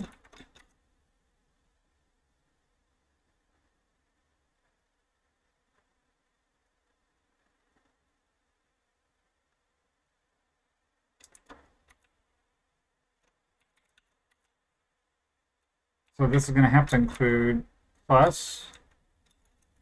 Oops.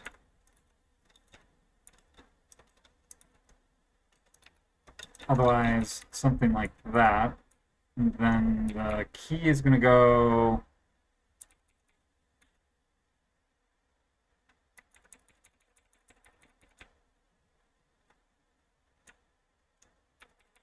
Boy, this is getting messy. This is definitely getting messy.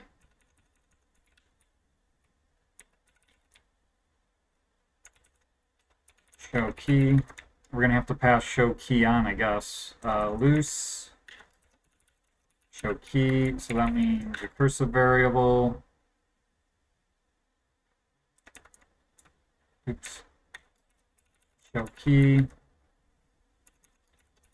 Show key.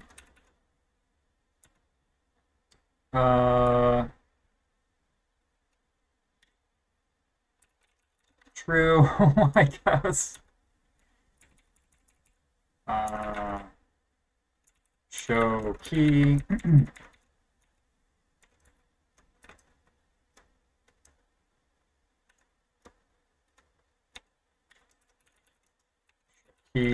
Show key is going to go then here. Oh, I guess we don't need show key in reference, but it is going to be format array, show key, and we're going to need that in format object because, of course, an object can have an array in it.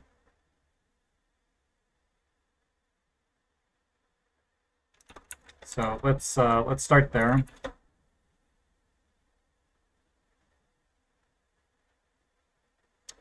So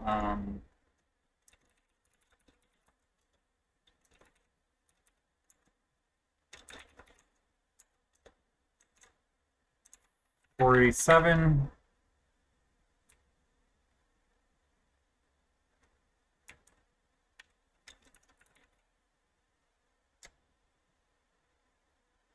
This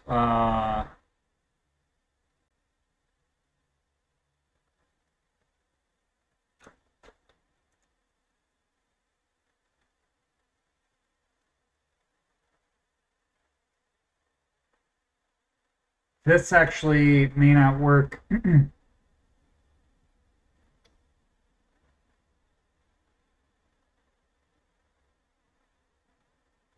I think the format function itself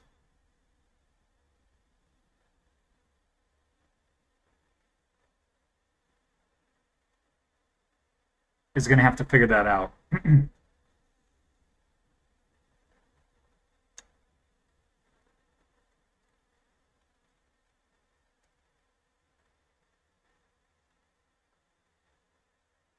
Right, because if we have nested arrays, nested lists,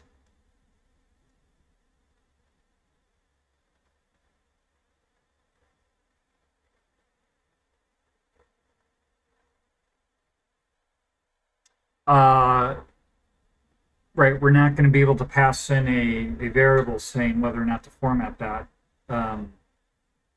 Because, right, if we're formatting the top lists and there's nested lists in there, we can't pass that.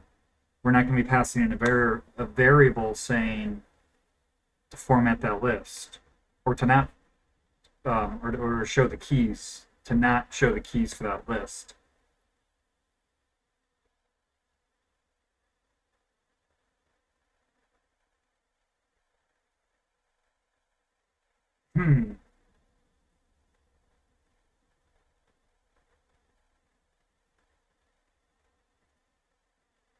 Well, the good news about that is we don't need to add another parameter to to that format variable, unless we want to allow that to be configurable, but I kind of feel like for just a list, maybe not.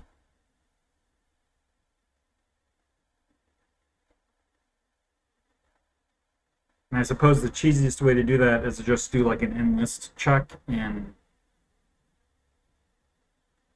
format variable, although I expect, unless PHP keeps some state in its lists about, or in its arrays, some internal state about whether it's a list or not, I feel like that could be an expensive check, because essentially that is iterating through the list and checking all the keys. And also that function is relatively recent, I believe. If I can type it. Oh, isList. I think it's isList.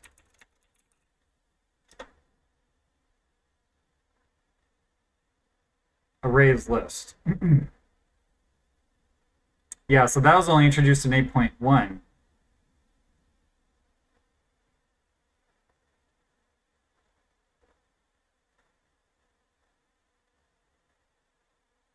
So unless the engine like keeps track of what it is internally, and even if that's the case, right, all the way up to PHP 8, we're talking about having to manually walk through the list and check the keys. which is certainly doable and certainly not hard, but just kind of non-ideal. And I suppose somebody has a shim down here in or polyfill.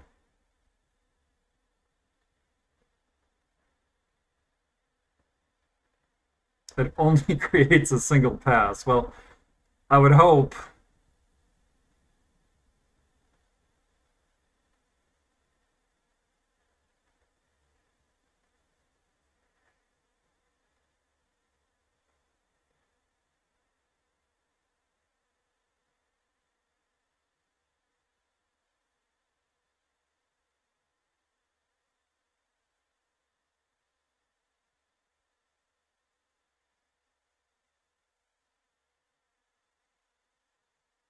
Oh, big conversation about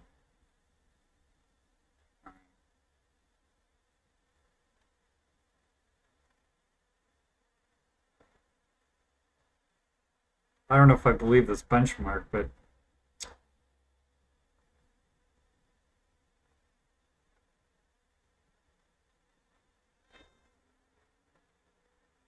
well, anyway, I won't get into it, I suppose.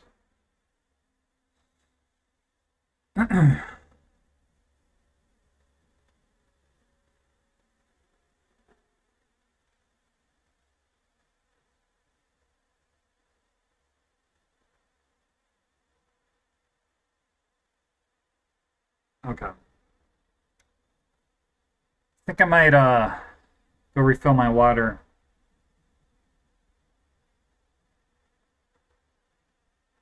And maybe grab a snack. So I'm gonna take maybe like a 3-minute break, I suppose. Uh, yeah. All right, back in a few minutes.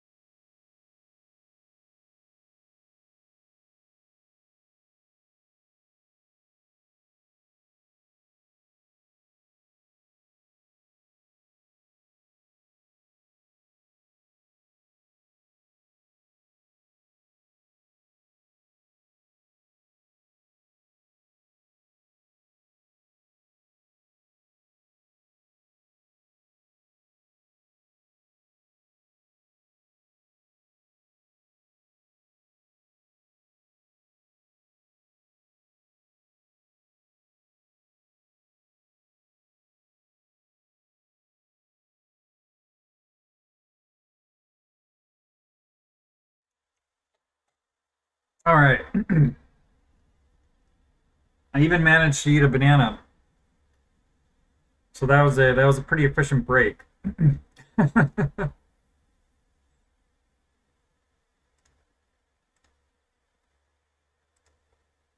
Okay. Well,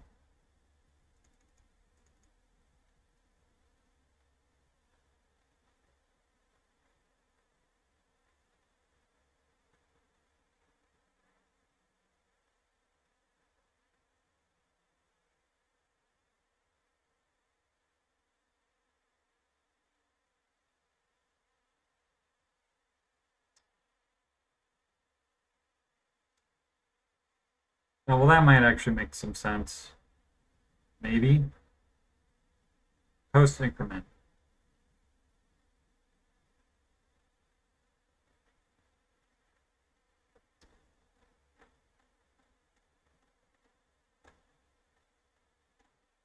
All right. I mean, I doubt it makes.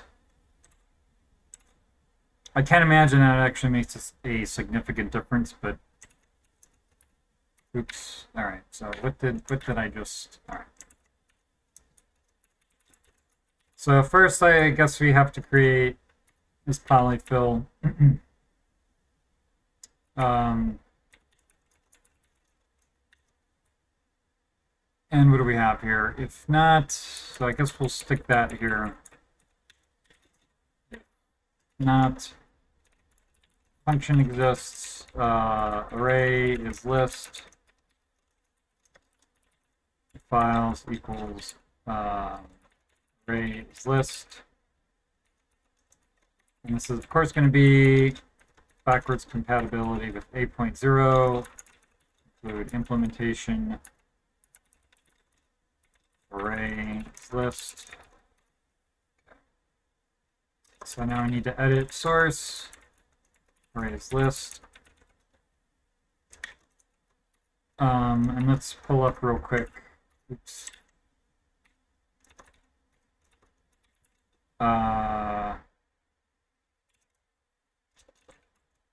Is iterable is the other one I have? Oops. Why not yank this? Yank that. Yank all of it.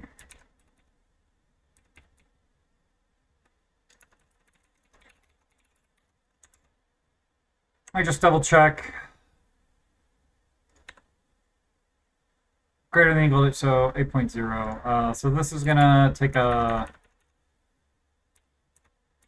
mixed, what the heck is array? I guess I'm just gonna return bool.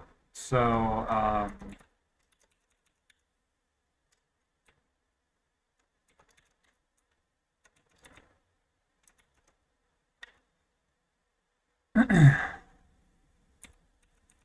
for each array is key value.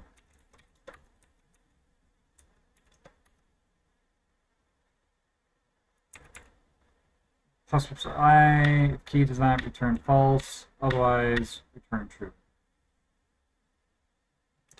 Okay. So now here in format, format array, I guess we actually don't need to show key.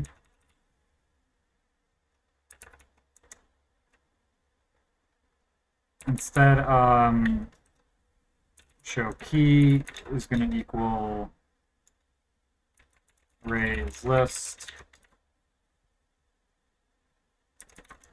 variable.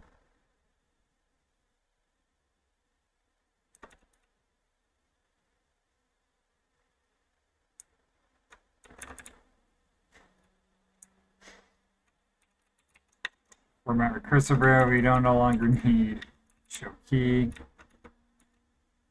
Oh,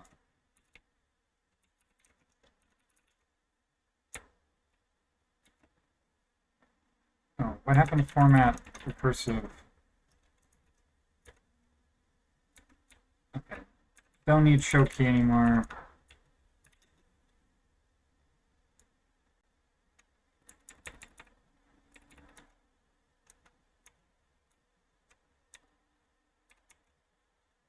is object. Did I change this function format object? Did not. So let's, oops. So all those random buffer, okay, that's exactly what I said earlier. Okay. I have a feeling I might have like accidentally dorked something up kind of big, but oh well.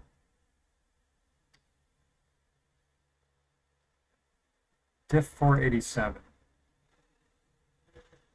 What is this? Array to string conversion.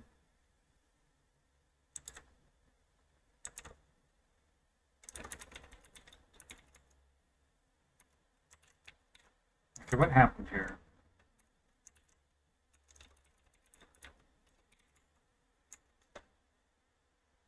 Array 7. Oh.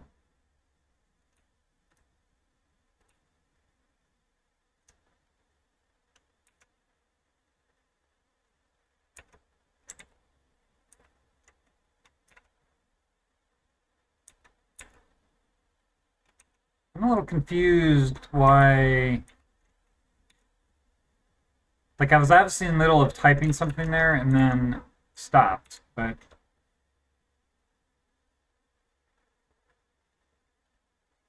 okay, well now you have even more failures. So let's, I don't know, let's just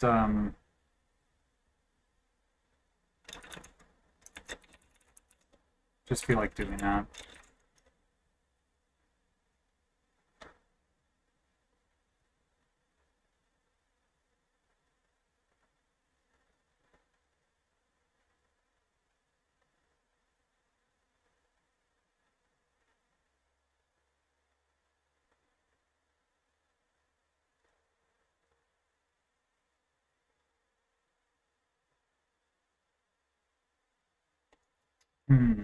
Edit.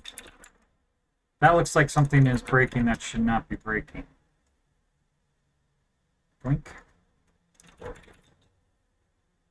And I maybe just slammed something into show array key there that didn't make any sense, but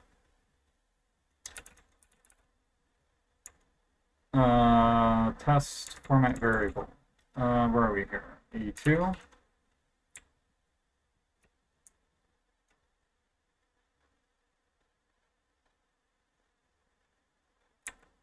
That should most definitely be showing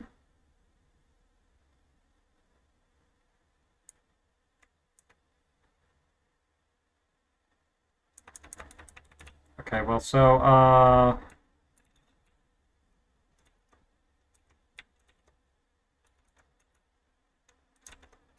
let's first do that. Oops.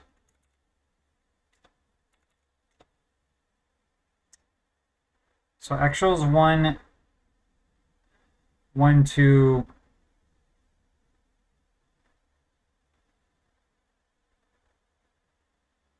All right, so why, okay, so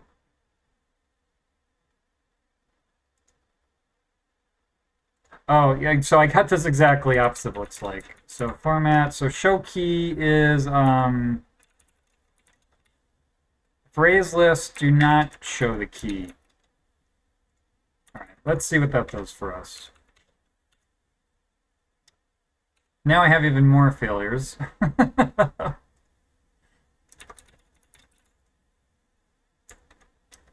But I think now this makes sense. We actually got, yeah, we actually got that.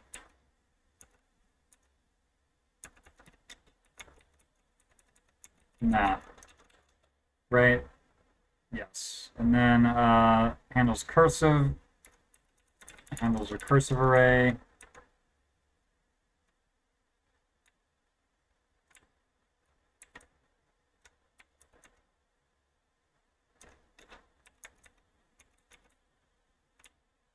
And then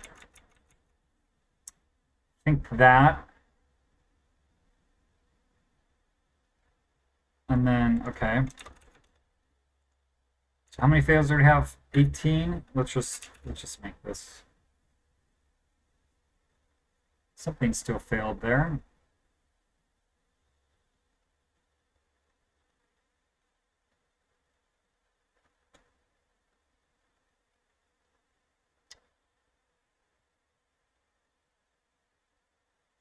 Section 5678, we actually got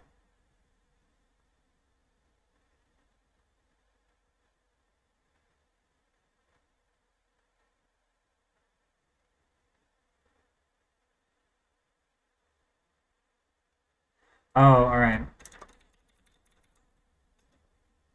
So we're passing in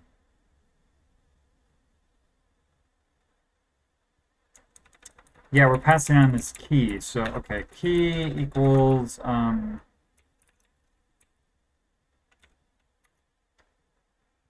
so we want to hang on to that key regardless, and then key format is going to be show key, then I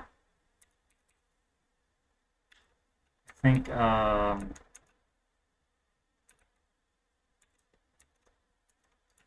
key. So this wants to be key format, and we'll just pass on the key.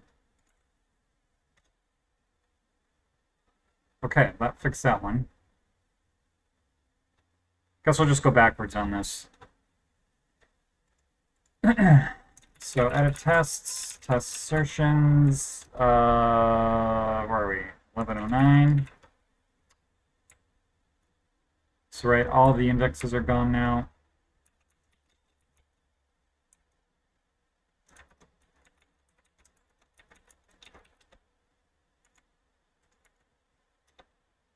$15, 934.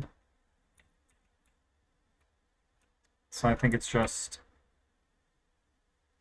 So I guess I should probably look at that. Just what do we think about this? This is what.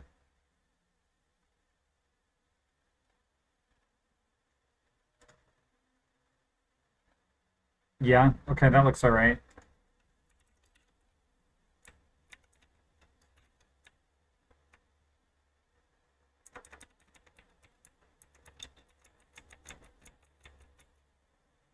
So we're saying 1,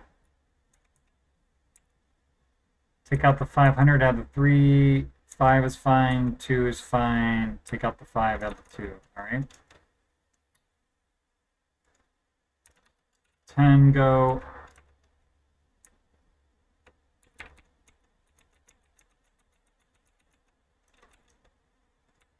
Just make sure those are passing, 777.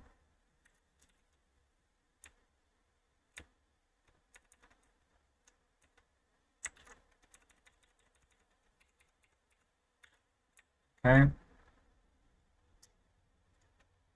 660.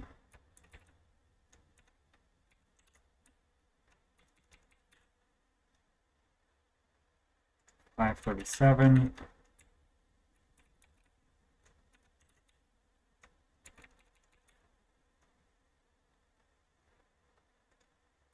$504.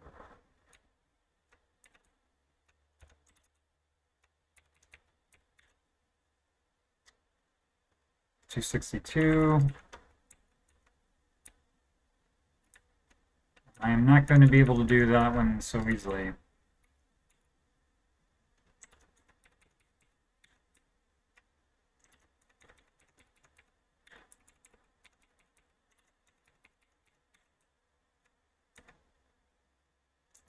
Oops.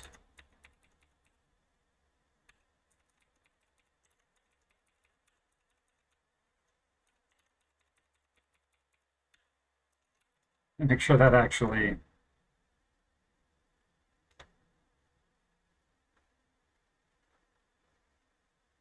$25. Yeah, I guess that all works. So that's yeah.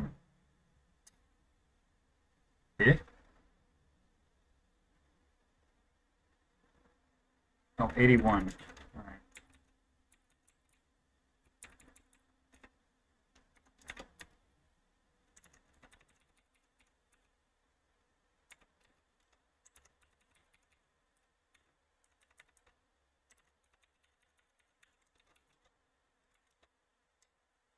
All right, now we're in oh, we're still in.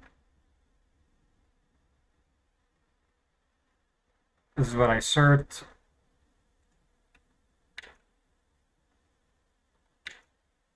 Oh, okay, so those look all right, I guess.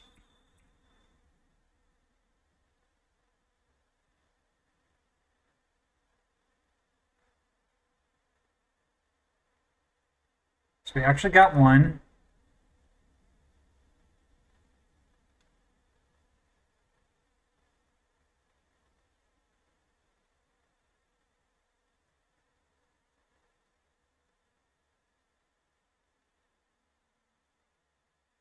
Uh-oh. I have a bad feeling about something.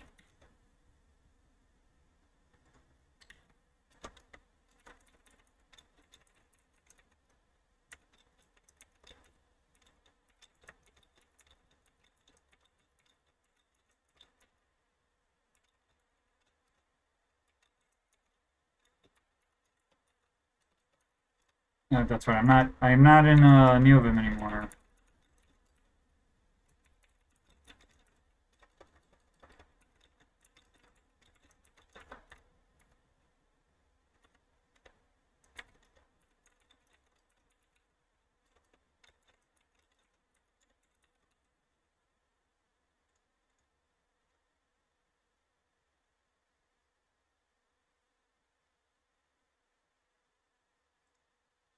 So that's strange. I guess I just didn't look at the test closely enough.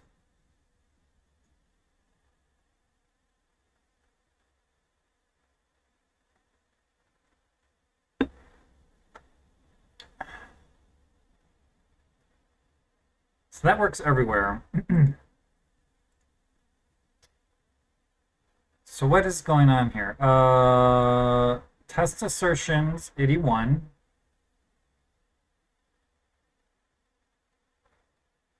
Okay, let's see what.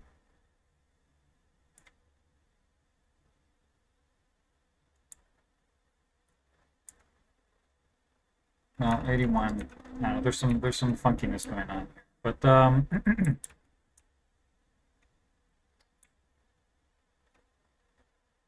so array 1 is a list, but array 2 is not. So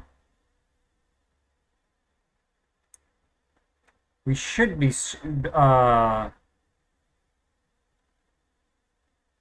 showing those. So it's saying we got what? First, oh, oh,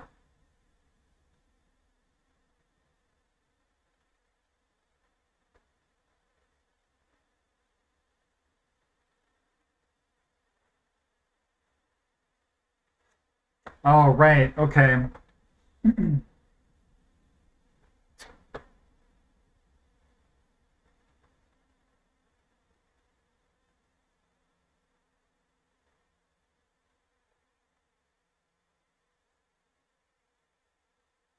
Right, we need to, so what's going on here, right? This is a list. This is not. But we're storing whether it's a list in basically the key of each element.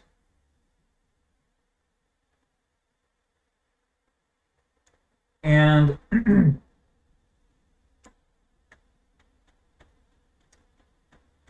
and so we're just flat out returning, oh, I'm in a list, I don't need to show the key. But right, it's not that it's in this being a list is not the only thing that matters. We're comparing it to something that's not a list. So we actually, right, we actually want to get back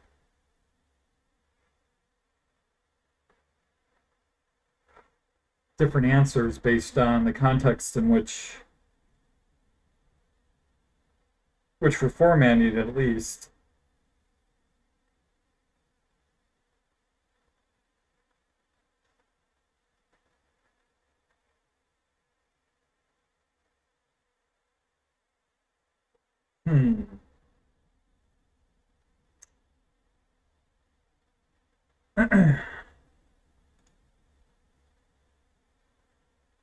Okay, so I think I may take a quick bathroom break, but let me see if I can,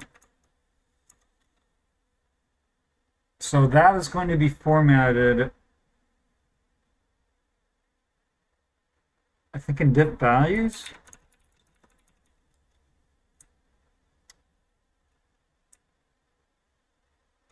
So we are an array.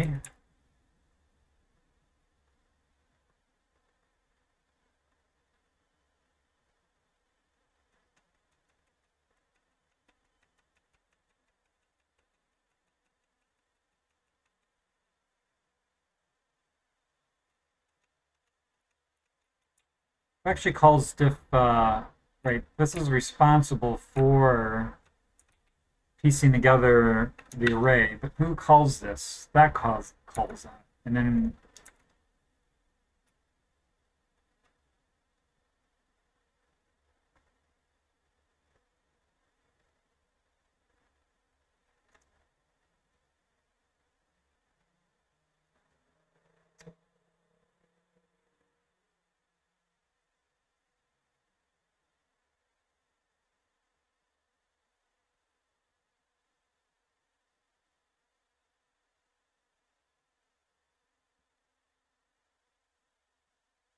see, I think we need logic here in diff values where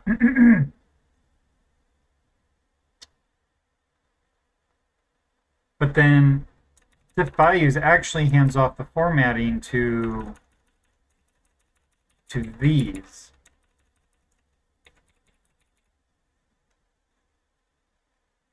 Which I guess is fine.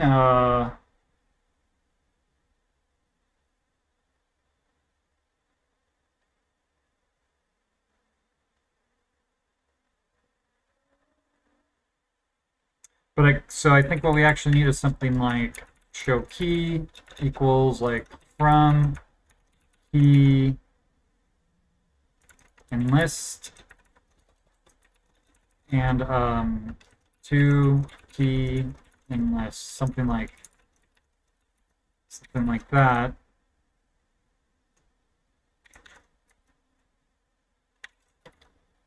But also we want to show key if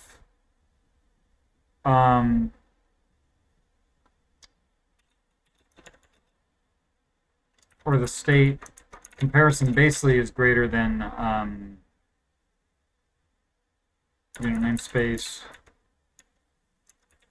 diff compare equal, I think we called it.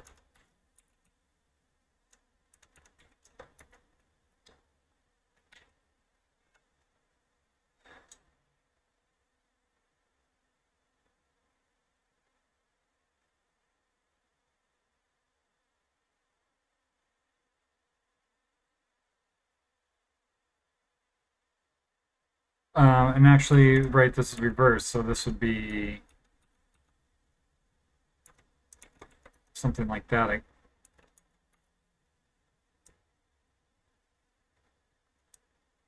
No, show key is yes. We want to show key if either we're doing a comparison, a greater than or less than comparison, or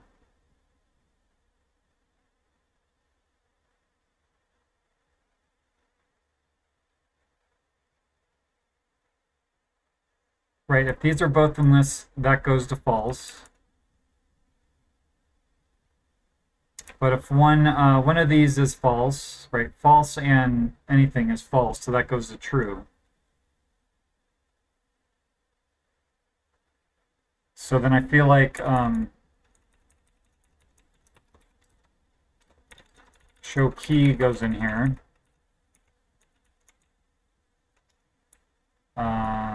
So where do we have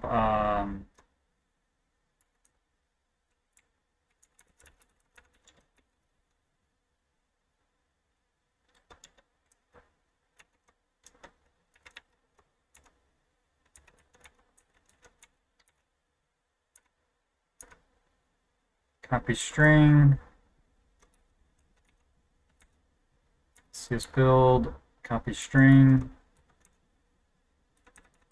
show key, oops, show key. I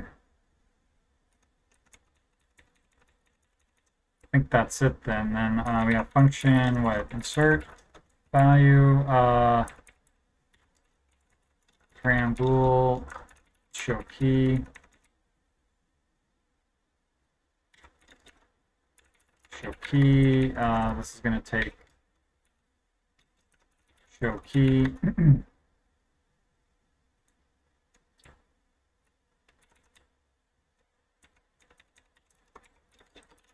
Show key. Show key.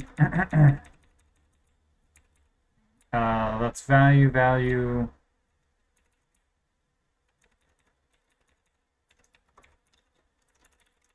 Key.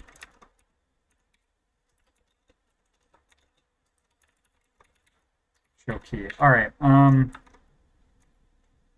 So now I need to go through and update all these format values. I don't know why I copied that, but right. What is this in? Yeah, the value interface format value key. All right. Oops. Format value. Okay. I'm actually, before I type all this in, I'm gonna go use the bathroom for about 2 minutes.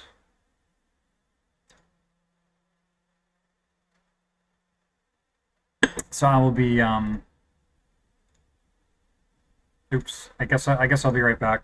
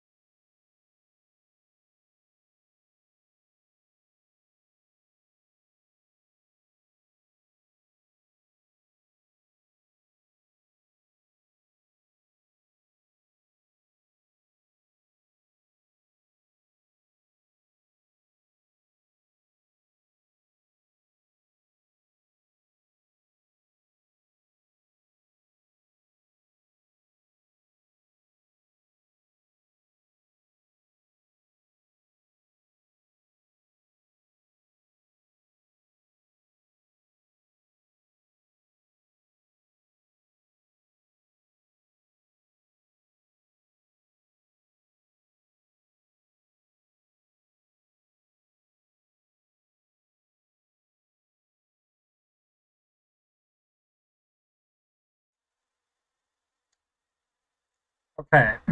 So now, because these all implement interfaces, I don't actually need all those comments there.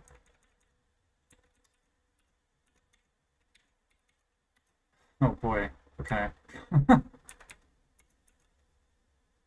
So let's go back to function format value. Show key. This is going to be show key. I keep needing to remind myself to try and have some sort of good posture while sitting here.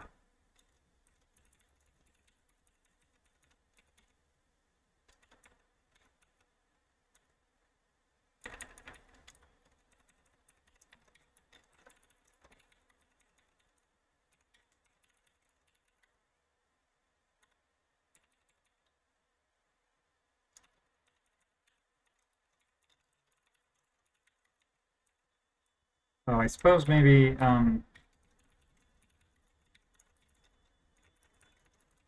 guess I was only expecting, what is this 8th one? Oh, yeah, one's the interface itself.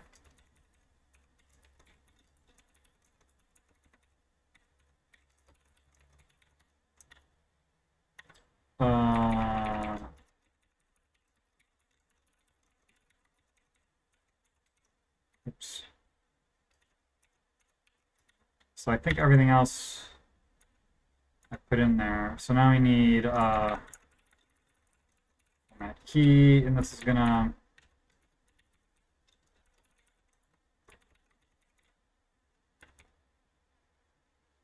well, I suppose it's a little stupid.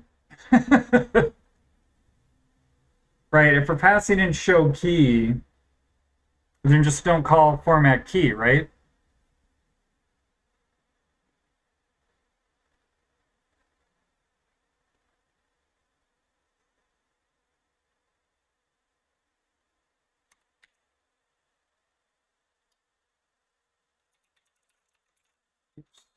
So let's see what happens if we just do that.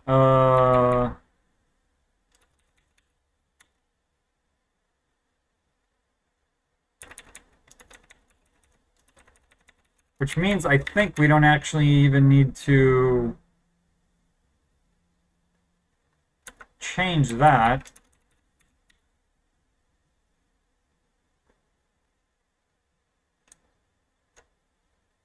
So this is basically going to go show key, then format key.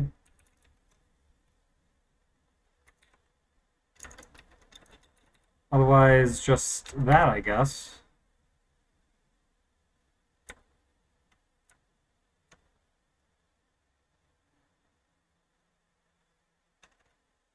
Although start value is going to need that too.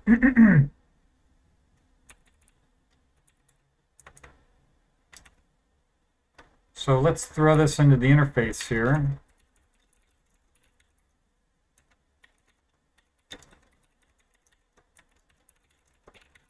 Is there any place else we think we need this? Probably not. So we're looking at format key. So if show key, format the key, otherwise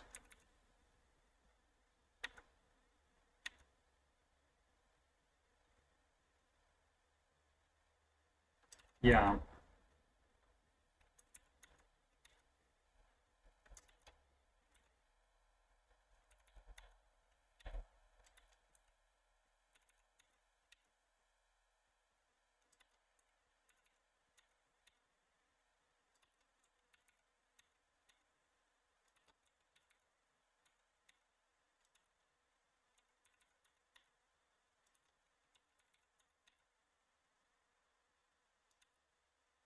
This is, all right, is that the last one?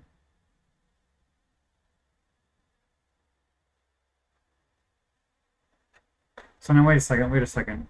Why was I saying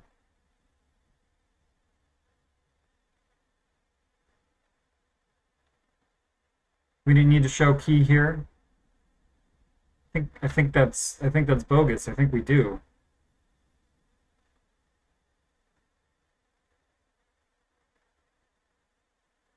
Oh, wait a minute.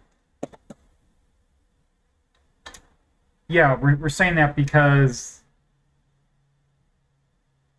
well,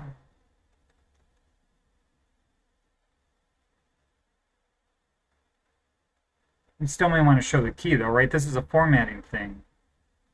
So I think, yeah, we do.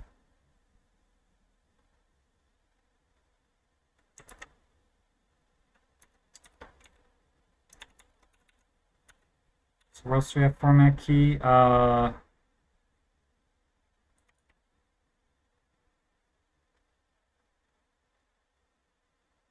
no, wait. So what are we saying? Values match, keys are different.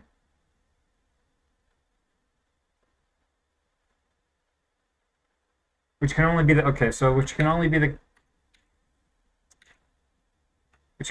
case if we're showing keys.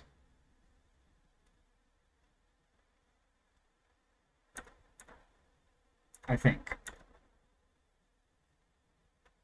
All right. Well, let's see where we broke everything. Where are we here?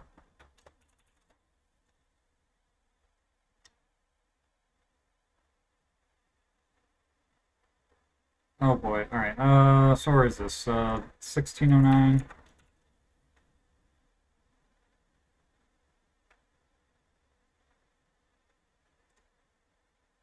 Okay. Did not realize I was a optional key or optional parameter.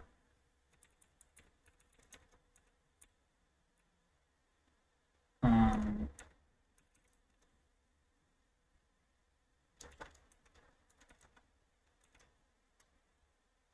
then oh.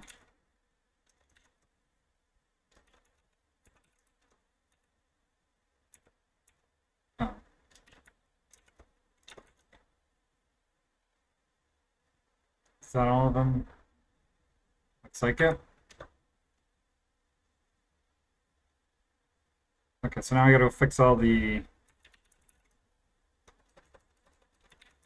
function start value. Yeah.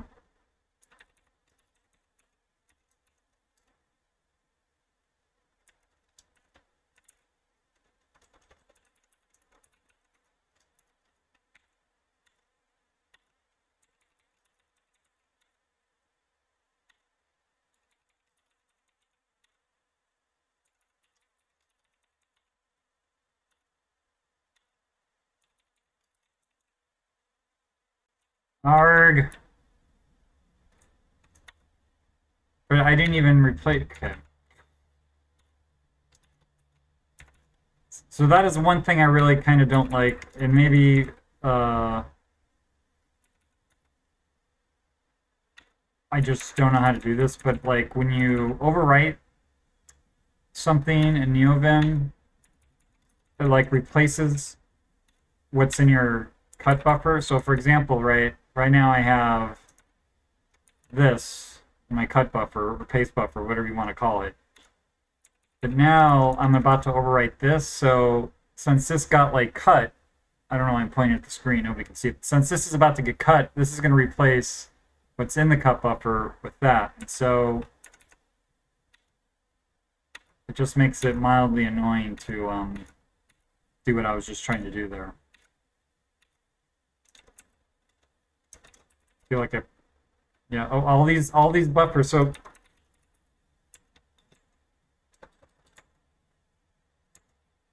all right, so show me these buffers. Show me these. It's not worth it. Wow. Okay. Start vat with no.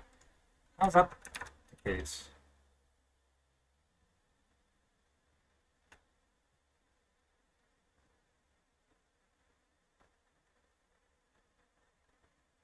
Oh, because I.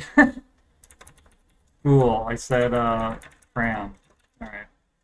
Will that take out like half my errors? Not half of them, but. Where are my assertions? What am I looking for? Key.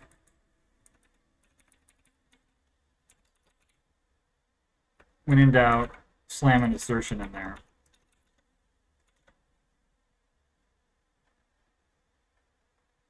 Compare diff. So what is it? Diff. Oh, just diff equal.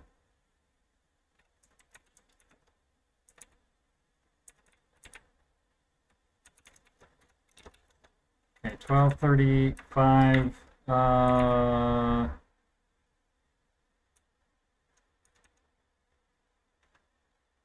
invoked with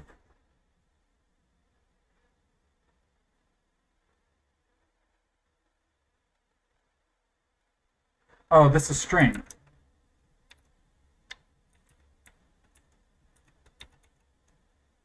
Are these all stringed? Well, let's just 1246. Yeah, this is string.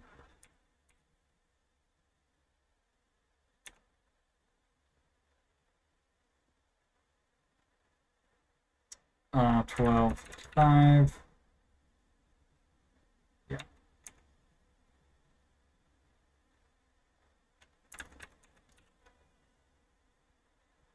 Search string, delete string.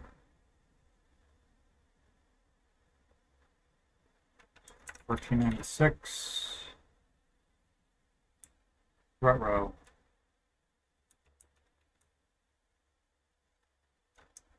Who calls this?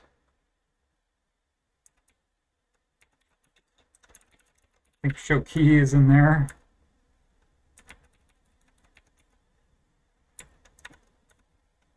I feel like this is definitely a function I started tacking stuff on as I needed it.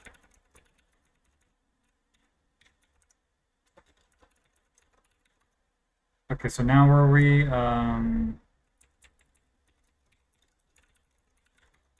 Show key.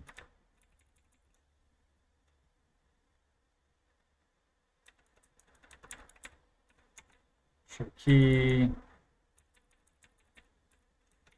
Show key. Oh, wait. But that's going before pause, so this is all wrong.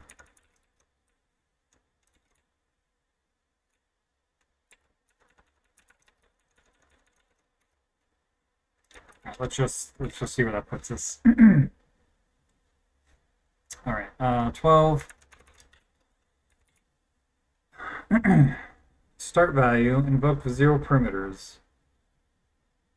Oh, start, but we do need show key there though.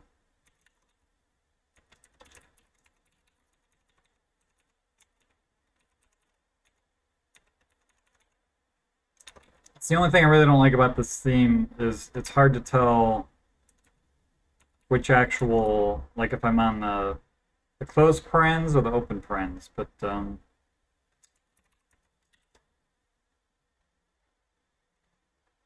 complete value. Where's does this? Do I have show key in here? I do, I guess.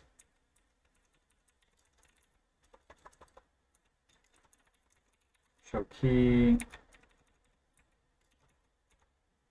Show key. That's 15. Is that it? All right. Did I fix a test there? I'm not even sure. All right. So where are we here now? This is test assertions. So this is 934.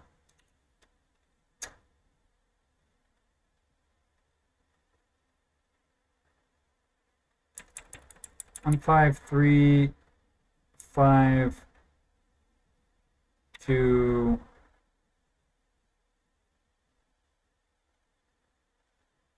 What is wrong with cert?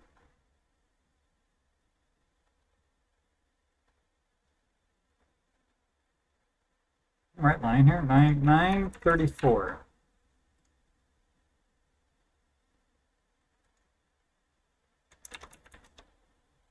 Okay, let's.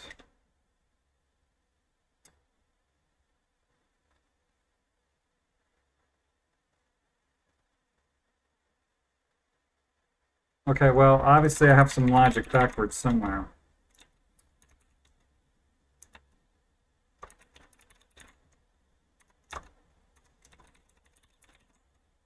So, show key.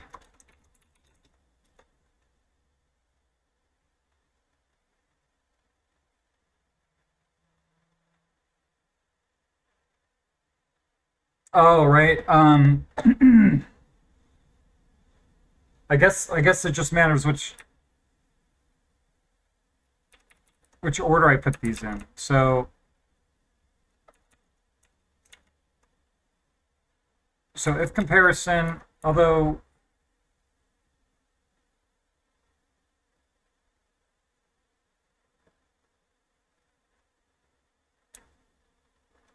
so diff is greater than equal, we want to show key, or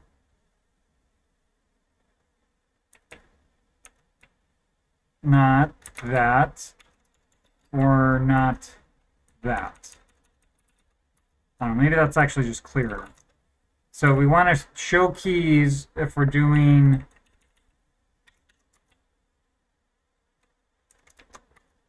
a non-identity or equality comparison, or one of these is not a list.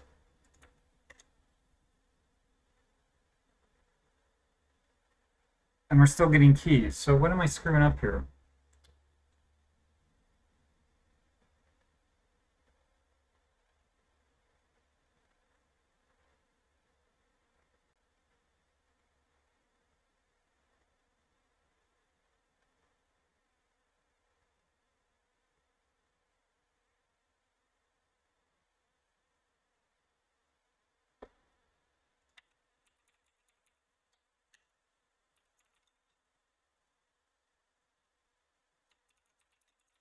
Key.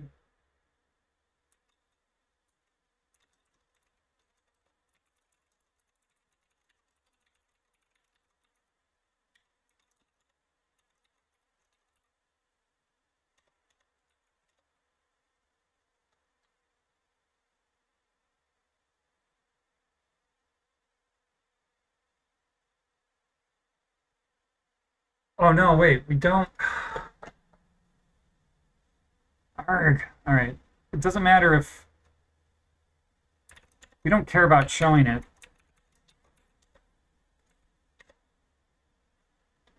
All right, formatting is not. No.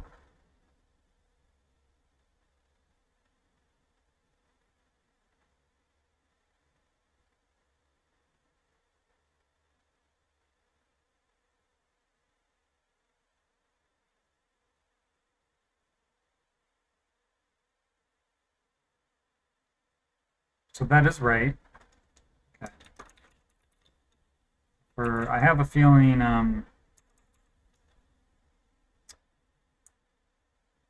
Okay, so everything is backwards here.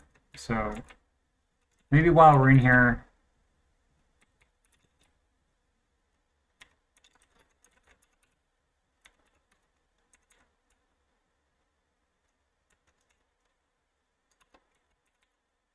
Right, so actual, we want actual first now.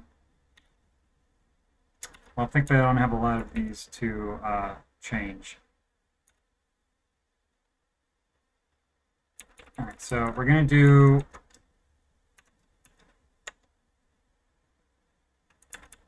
cert identical expected actual message,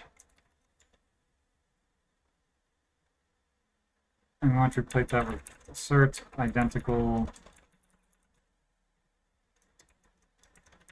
actual get message.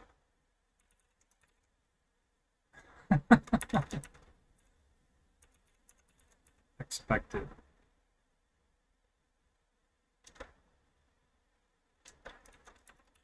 What did I do? I don't know. Okay, cert identical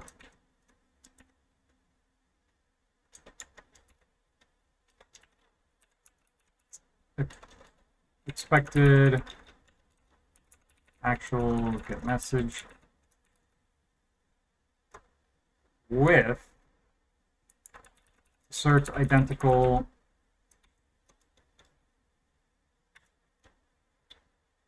actual message, message expected.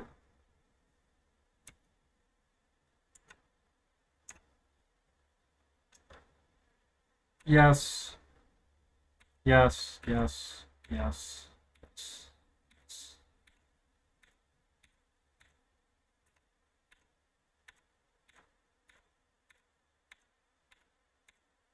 So I didn't actually need to maybe manually confirm all of these, but I get paranoid. Okay, so now what else do we have here? Strange test. Assert.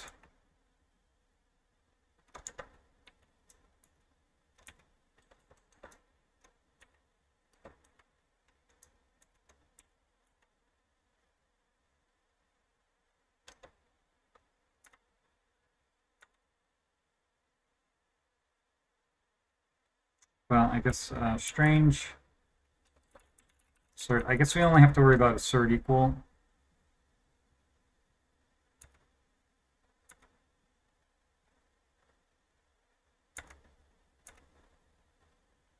Okay, let's see what that does for us now.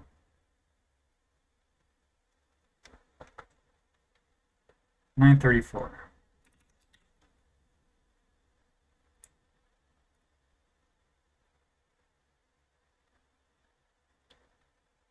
So it's still formatting those array keys for us. Are these not an array?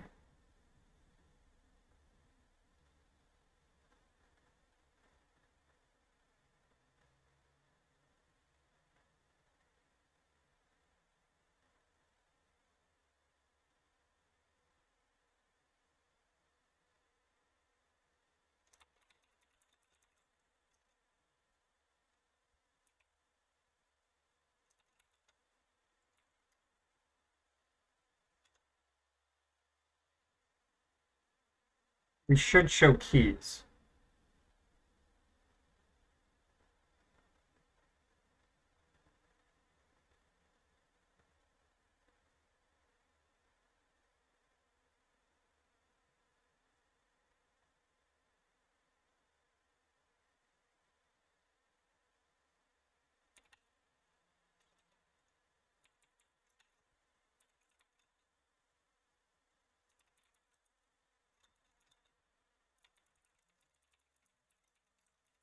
See what we have.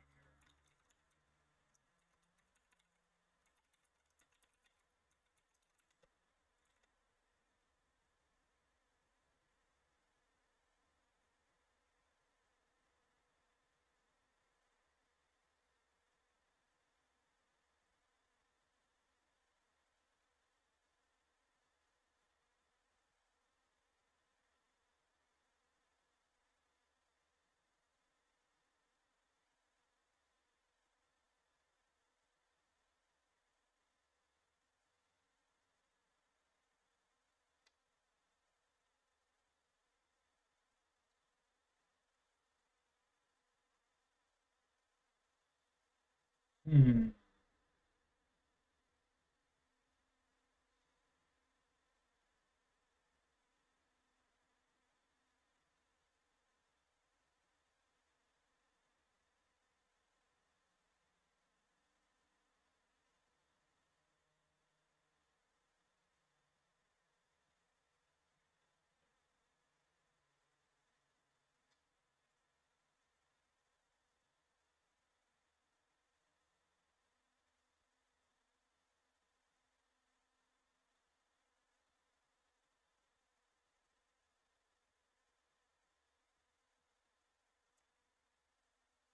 So I get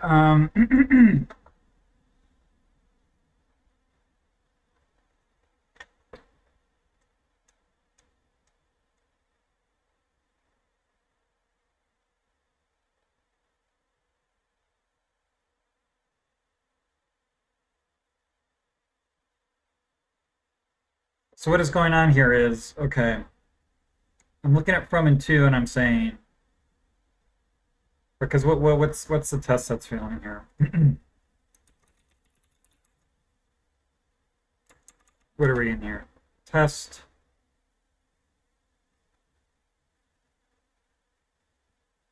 Well, I guess it doesn't really matter. But so from and to are lists. And I'm asking them, should I show keys? But right, these are the top level variables, and they're in, well, they're not in a list because they're not. Uh,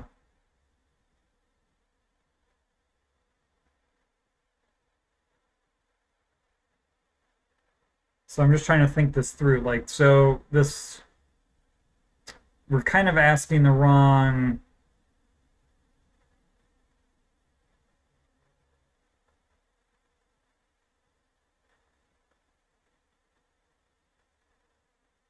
Because we're basically applying the show key to kind of like the wrong level, right?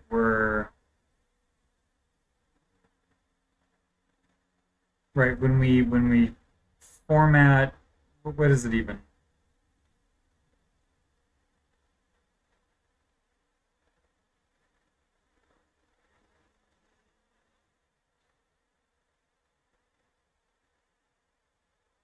So we want this is whether to show the value, the key for the value itself, not for its children.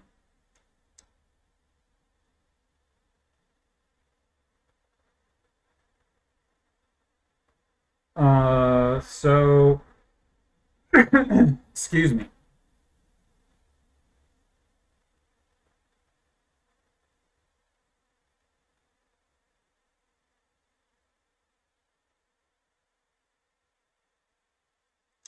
So I guess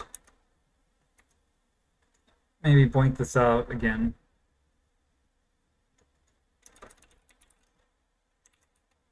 So we have function copy value. So we are saying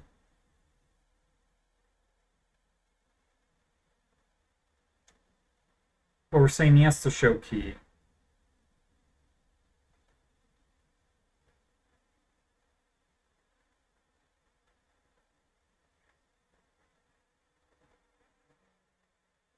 Okay, but they're also not identical. So we are not.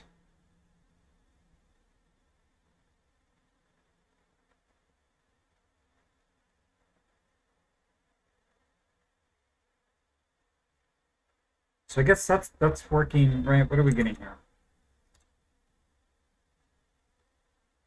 Um, Seller output. We expect that, or no, we expect that we're getting that.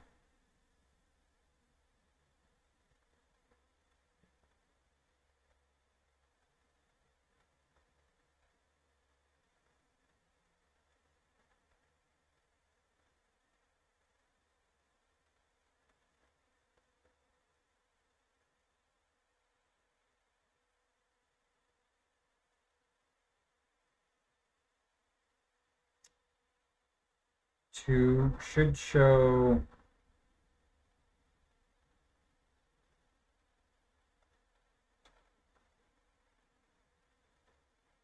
um,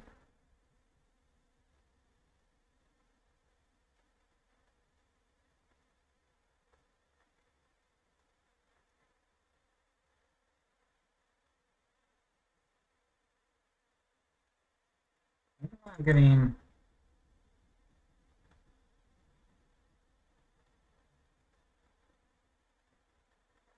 so from is okay, this is array 1 500 and then 2, and then should we show the key? Yes. So then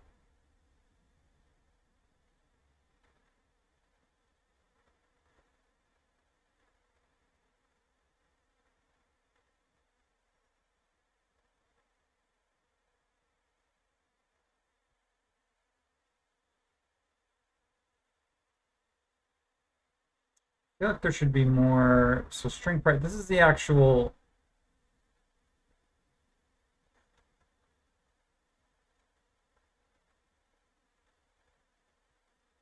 Series, the actual composing the string from the test itself.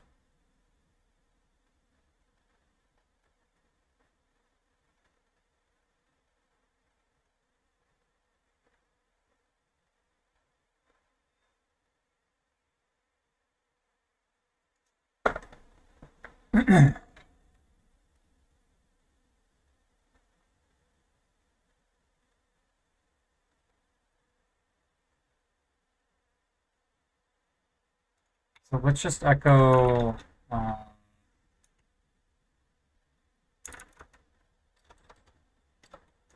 How do they compare? Format variable, let's get this comp in here.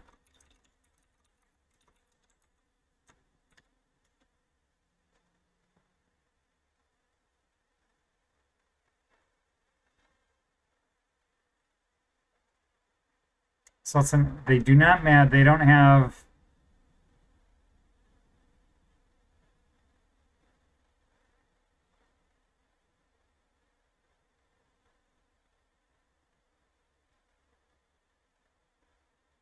well, we said, right, we said they,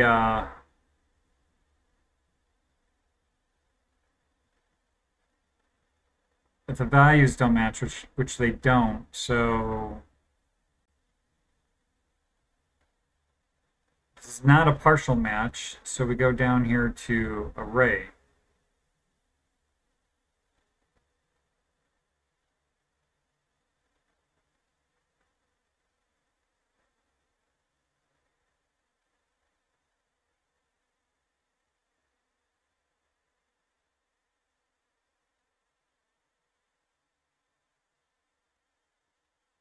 Okay, so this is where the problem is, right? We're building a diff for these subkeys.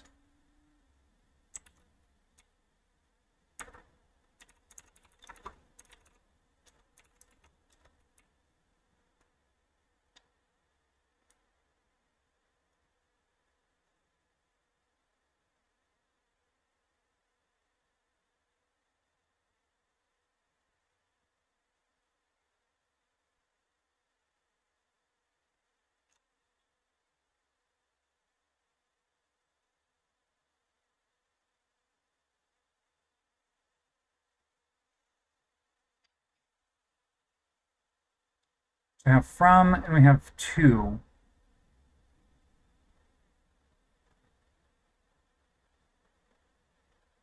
And those are arrays of values.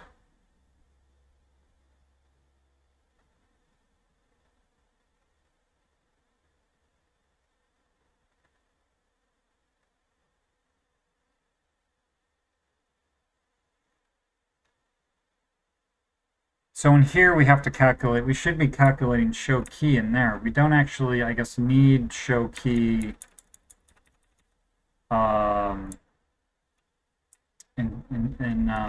we don't need to pass it show key.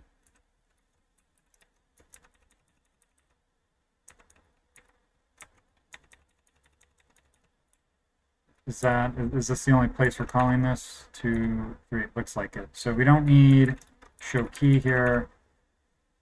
But show key equals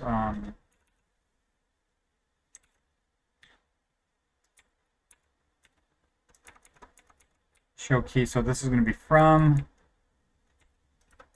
Boy, I screwed that up all sorts.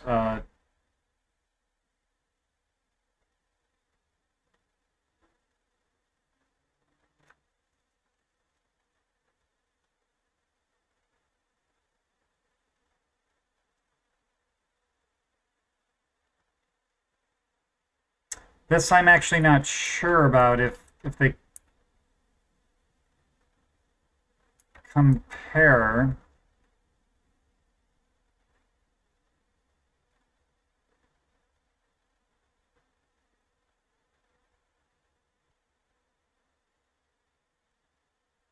But I guess we'll find out. I guess we will find out. So then we have copy value.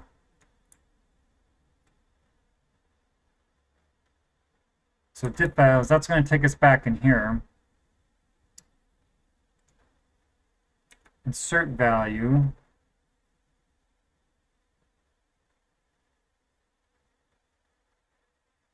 Delete value. Again, delete value. Insert value. So maybe that's it.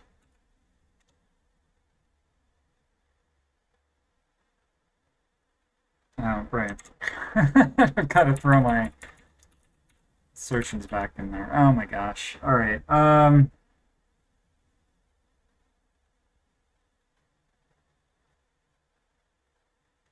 You know what?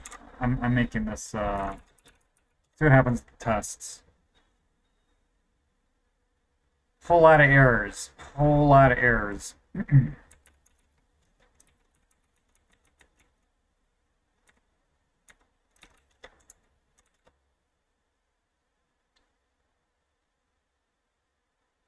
What is going on here? Undefined array key 5. 1525.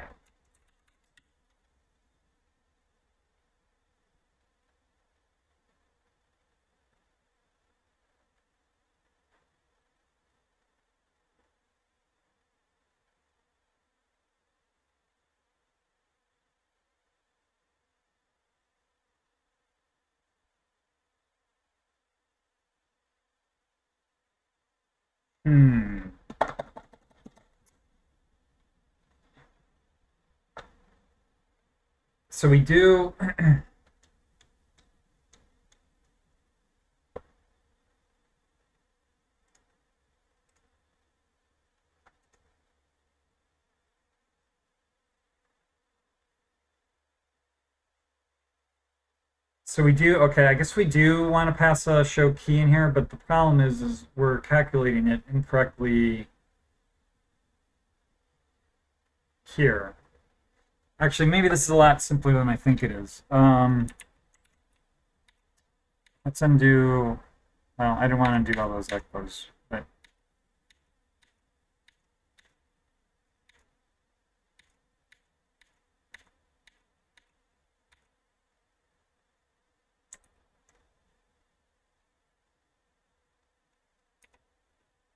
yeah, so we do want, I think, right, because if we're in here, these are coming from the same type. But the problem is we don't want this show key. We want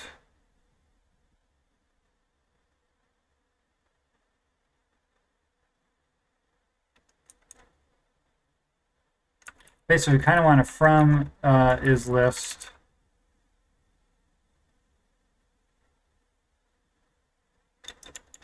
Or to like is list. But we know, right, we know these are array types, so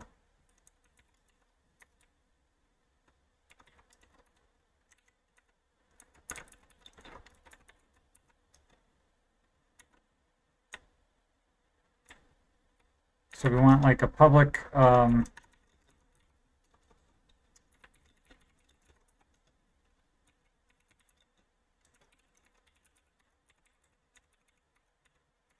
and then so we're going to take I don't know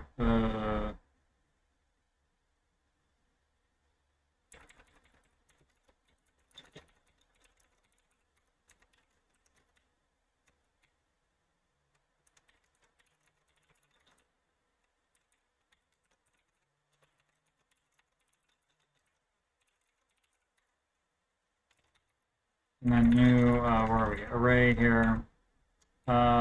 We have in list is list. So what does that? Well, I already have a parse error somewhere. 414.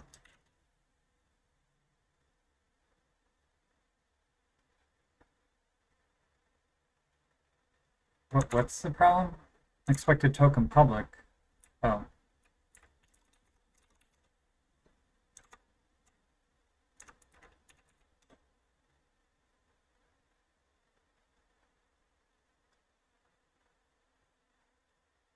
Uh, 1251.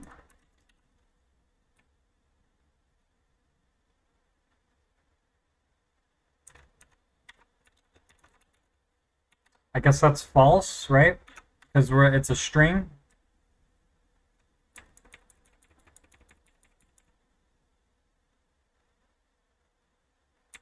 Oh, and this is going to be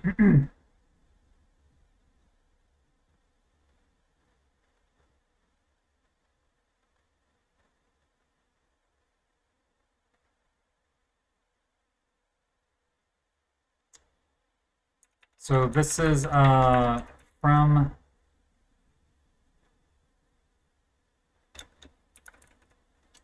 I guess this is going to be something like from instance of object or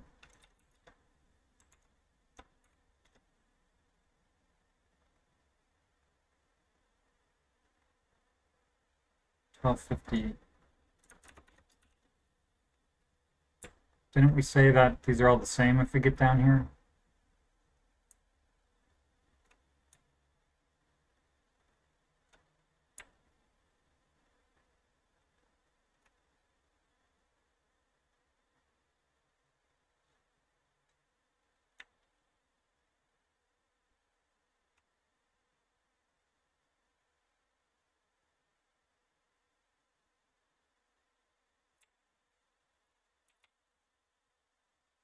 I guess we can just make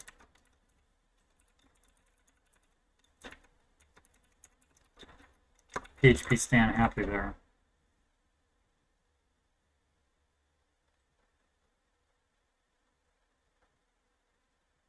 Which it's going to refuse to be happy.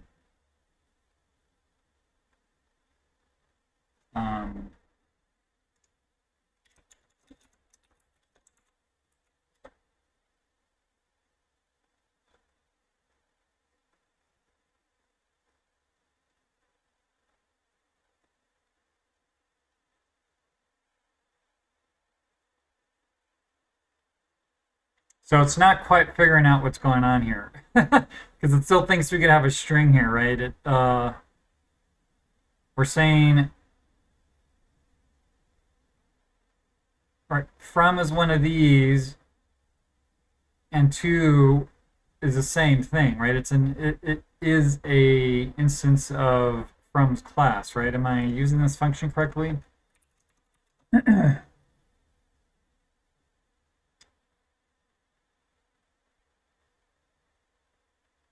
Checks the given or object is of this class.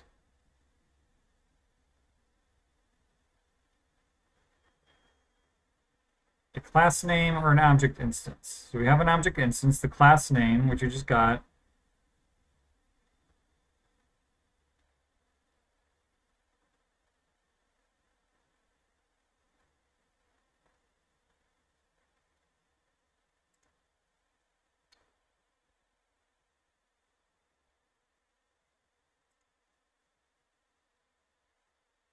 All right, where is this? This has gotten to be such a nasty. Well,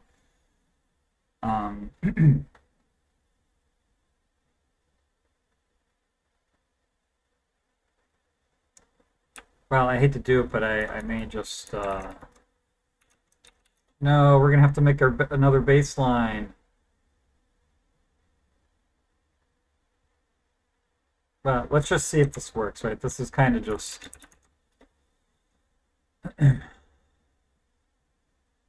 And I guess I'm still echoing a bunch of output.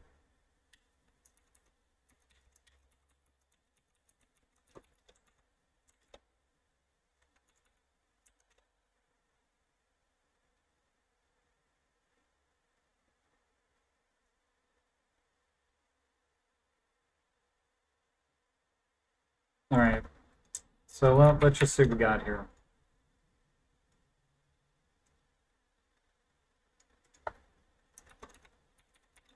Oh. Might be time for what am I? Buffer strict format. A little to knock off and get some lunch or something. So where are we here? Array, and I think we actually fixed this to pass these in the right order. Yeah, we got actual and expected.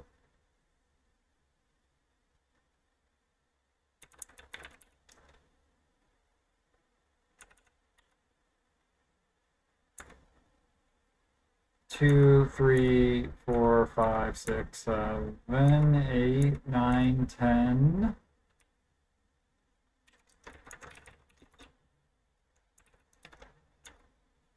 11, 12, 13, 14, 15, 16, 17, 18, 19, 20, 21, 22.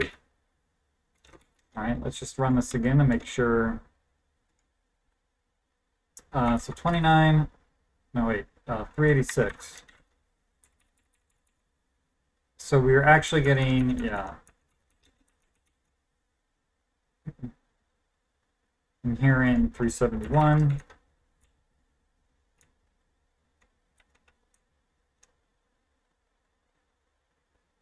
We were actually getting, yeah. And then in 356.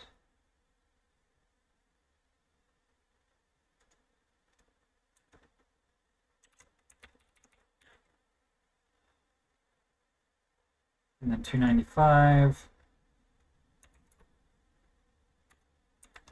Well, I guess I could have. It would have been all right if I had been off by one line number, but. So I think in this one, these little subarrays here, right?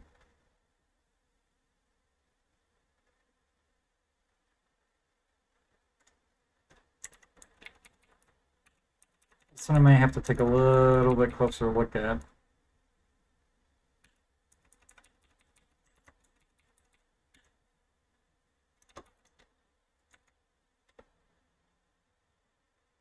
We're still in 295, I think. Yeah. So what are we getting here? We actually got 4 equals array. So what happened to 3?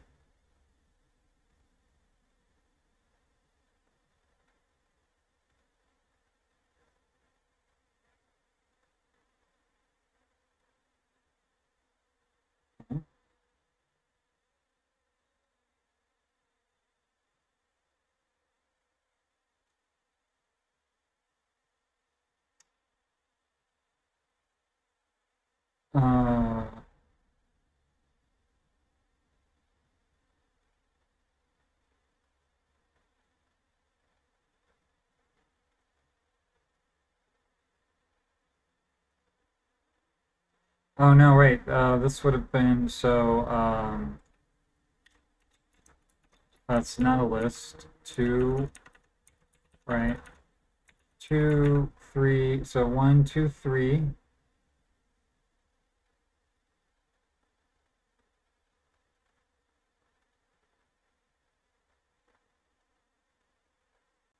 All right.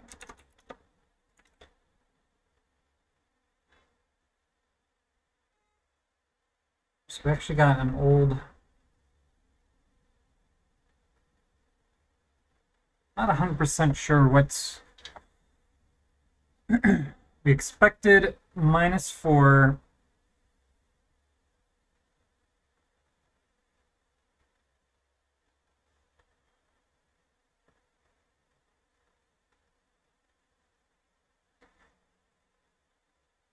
It's like it's not.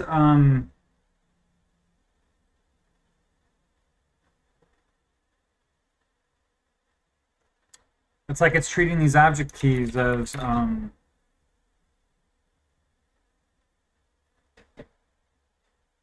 array as like list array keys. That's what it feels like to me.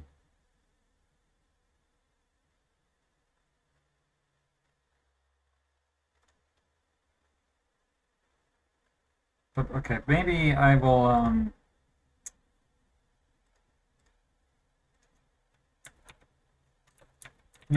recall or open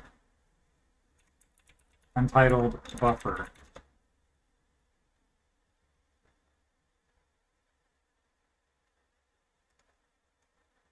So is it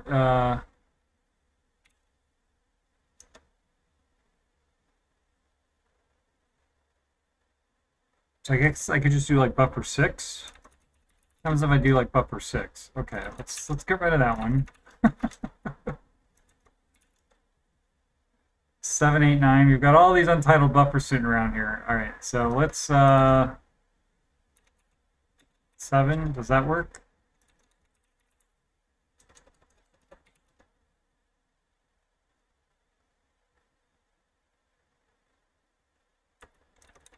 Oops.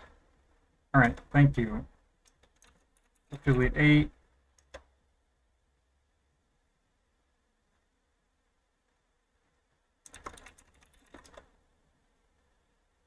Well, I probably closed a new buffer there because well, who knows?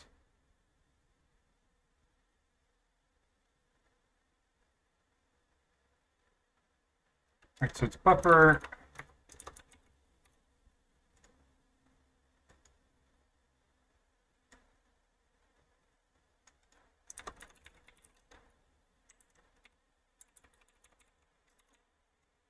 All right, let's this is expected here. So let's yank that.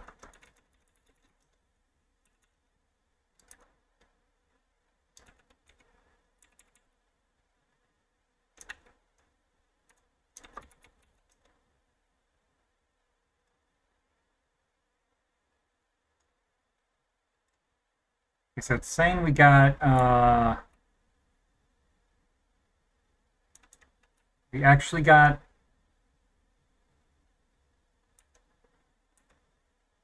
this, and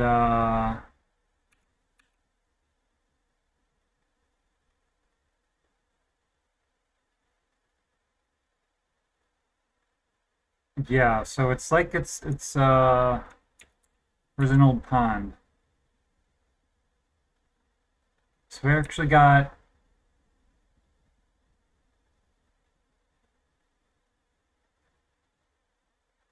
we didn't even get the key in there. Okay, so we are obviously screwing something up. This is what we got.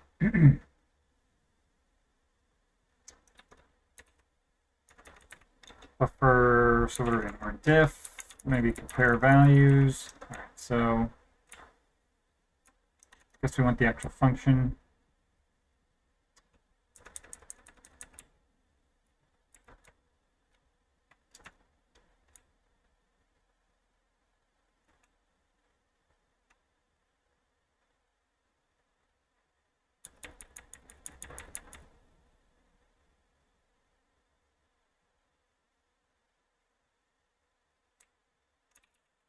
So I guess this is from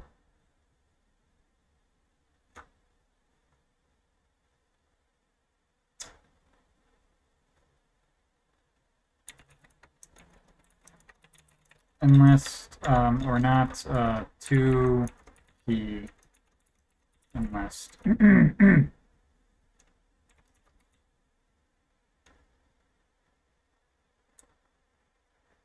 So we're going to need to yoink these assertions out.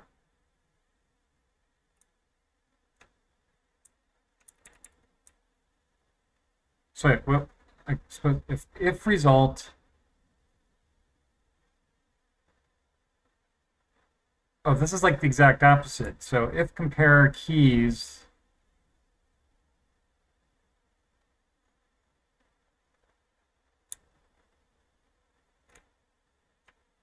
All right, so by default, this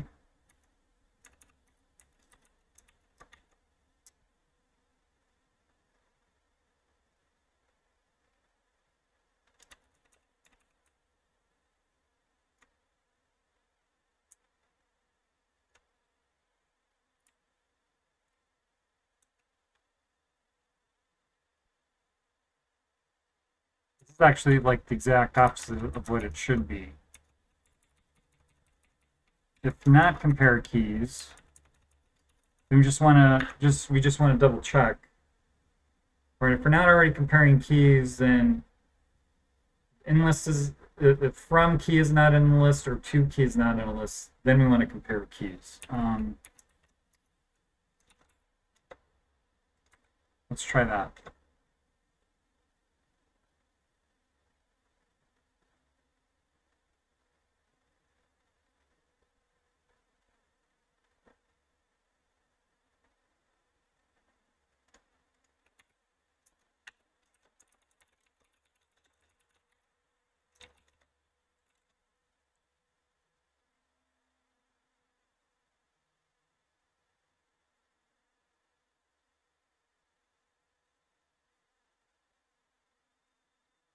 Still something. Oh, you know why? Because it's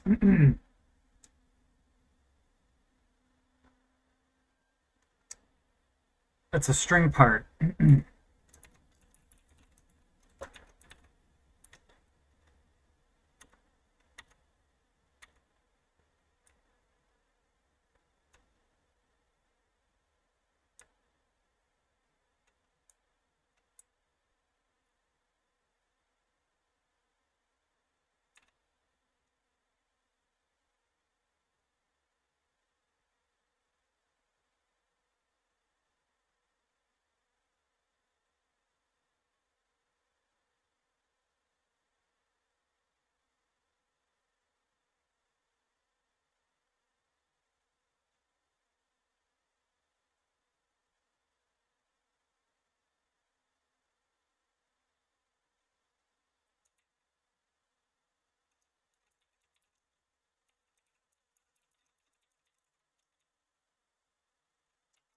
String here.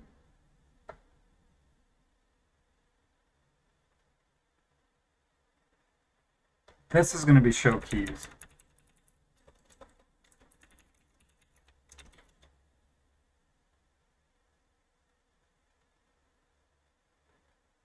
Right, because the sub values are actually the string itself.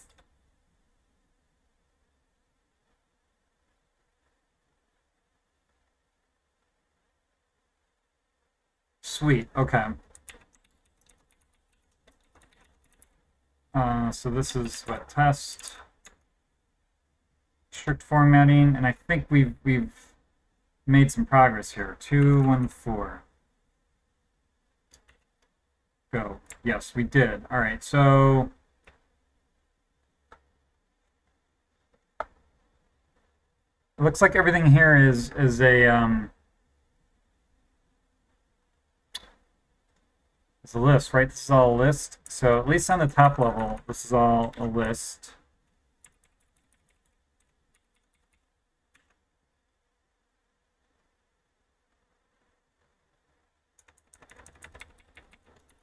Oops, that's a list.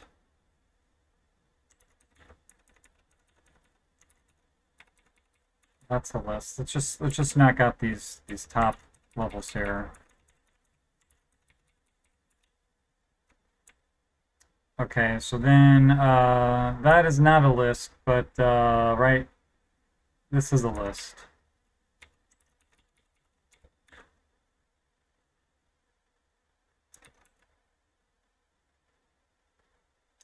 Although I suppose when, what is this, strict?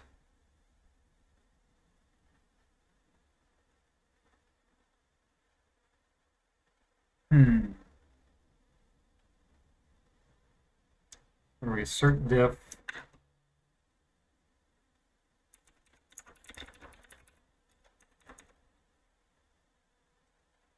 So that is identical.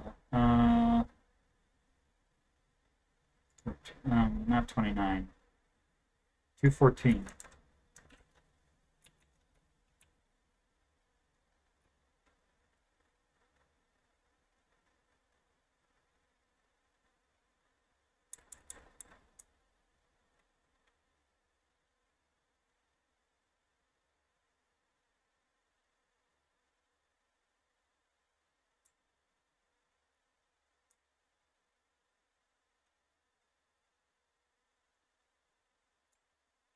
Okay.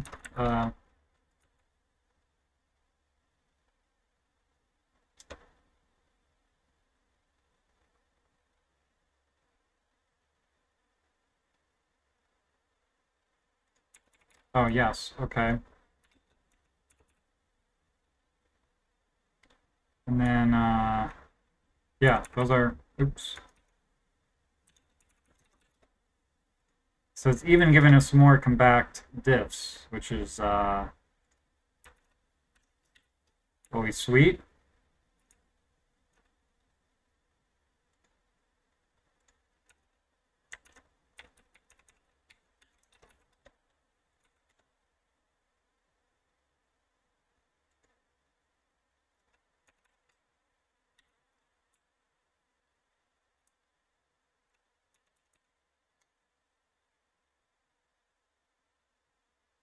Oh, this is formats array, so I guess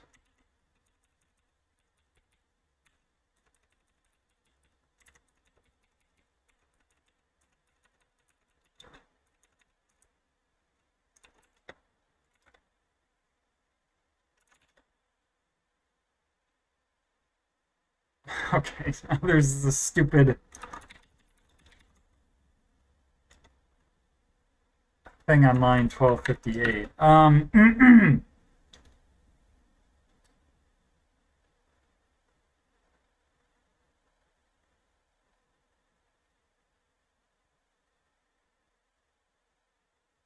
It's really kind of a shame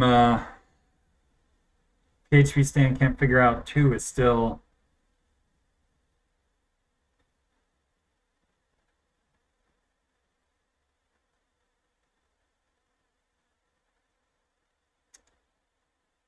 is still the same thing here.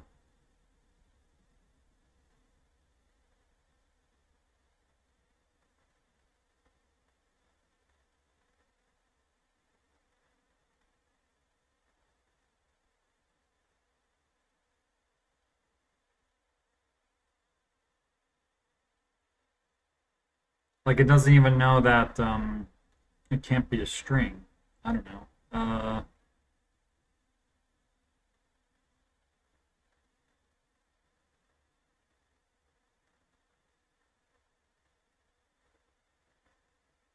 I kind of wonder if I should file a bug report for this.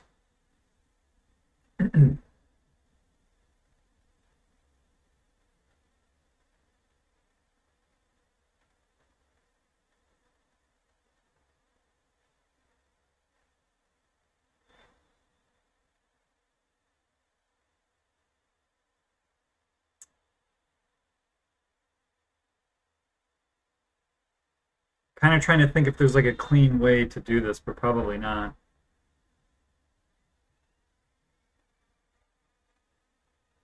So maybe we unfortunately add our baseline back in.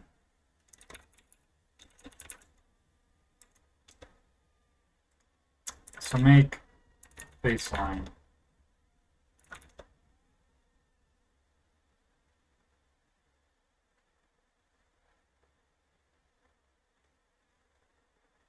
Oh, I've got it. Yeah. I actually have to include the baseline. All right, so PHP Stan baseline. The baseline. Although I hope I don't get sued by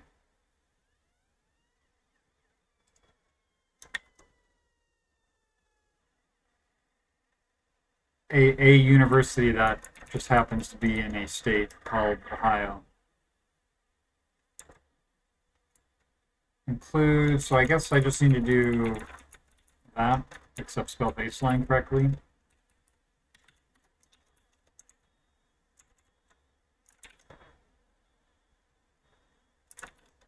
Okay, so that's, so there's one thing I want to try now.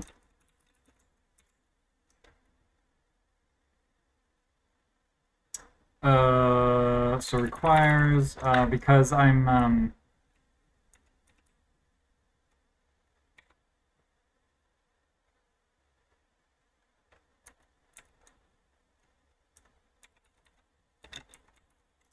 because when I was troubleshooting a few days ago, this diff is making absolutely no sense to me. And that's still quite the mess.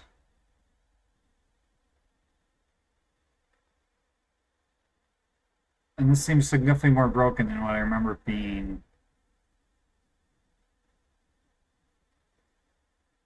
The other day. So what is this saying?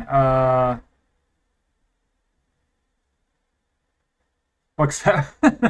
Right, I fixed my assertion now. So so the other day when I was coming in here, oh yeah, that's in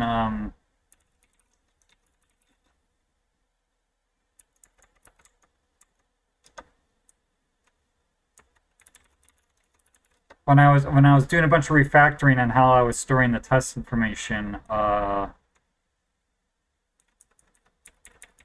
this assert, like I had this assertion to make sure information was being passed in a format we expected it. I guess the easiest thing to do would just be comment out this assertion, but and the assertion was set up incorrectly, so this wasn't actually triggering when I would have wanted it to.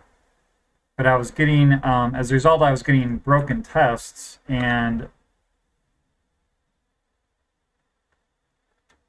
I cannot really make heads or tails of the diff array. This was the only one that I could really figure out because it was pretty clear. So what was happening at, because it was one of these things, right? This element, yeah, see, like an element got inserted here or deleted, and then everything else, well, this is still a big mess. So but I'm just wondering now, like if I scrolled from the bottom up, and if I can't figure it out, I suppose.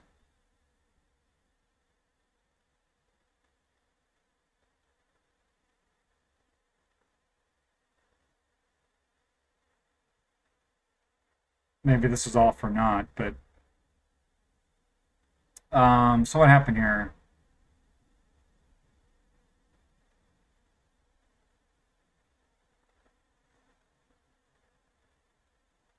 This still isn't very clear to me what's going on, right?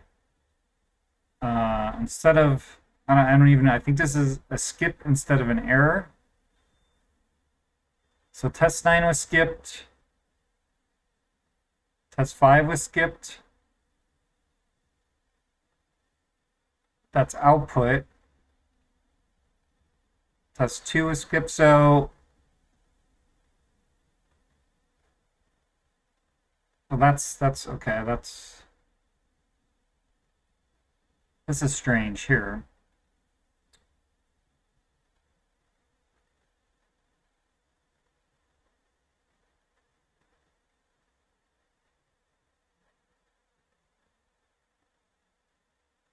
This is a little bit strange, actually. This like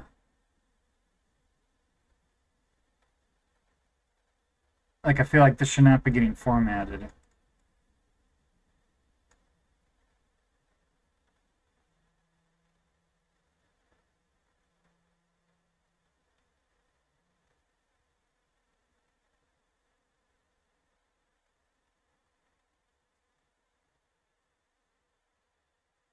So instead of an error from test 2, test 9 was skipped, I think is what that's telling us. And instead of an error from test 1, test 5 was skipped. Instead of an error from test 3, we had output from test.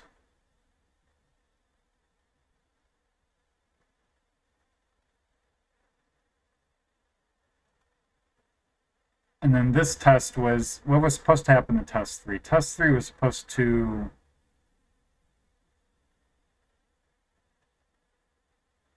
fail because test 2 did not pass. Right? Did test 2 in fact run? Does test 2 even show up in here? So test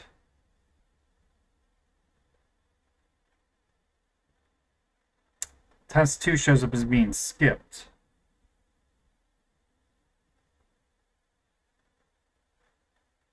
And test 3 as well. So this is slightly bizarre here.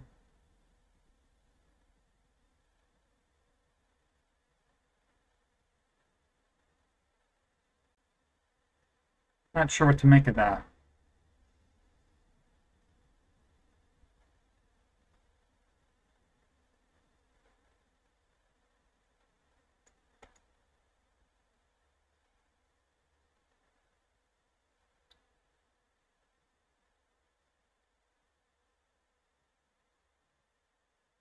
And maybe, is this, what is this other to-do comment?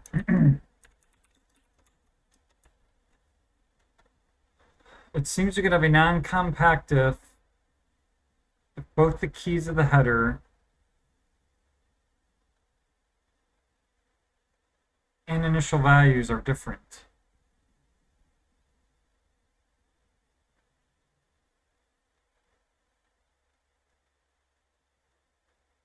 So I feel like this is what's, right, I think that's what's going on here because we've actually inserted an element here.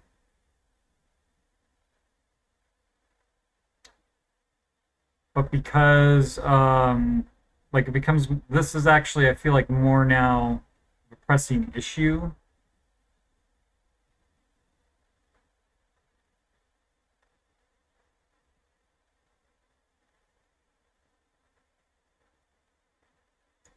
And it makes me wonder, okay, so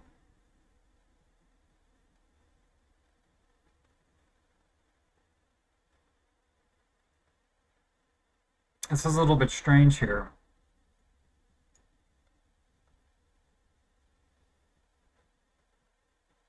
So I thought I had a test case that kind of replicated that. But this has been in strict formatting, maybe.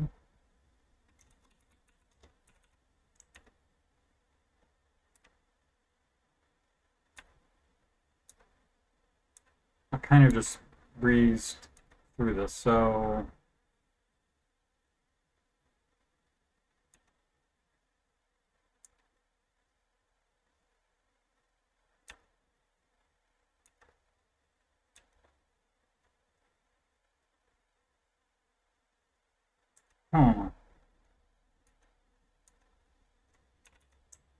does not look like it.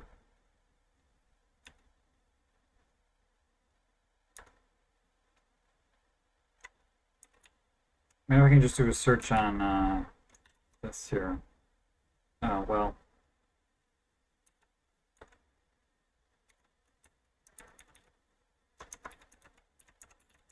Okay, so what's that? That only gives me 7 of those. All right.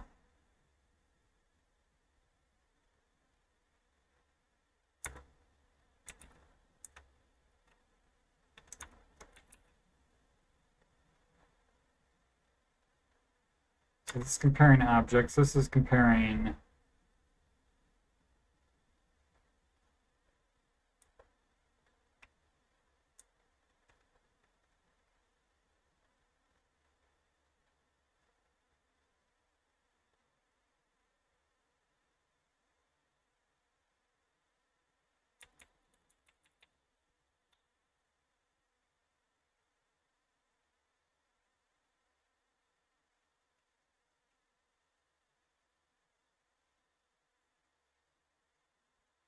Hmm.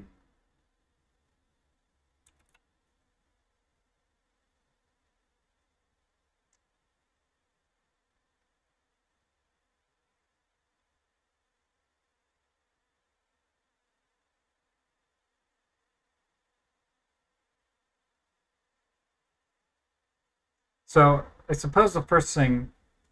Oh, is this because?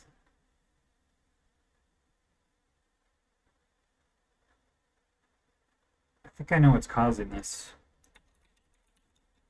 Question is, do I want to fix it now or do I want to knock off and so I suspect what's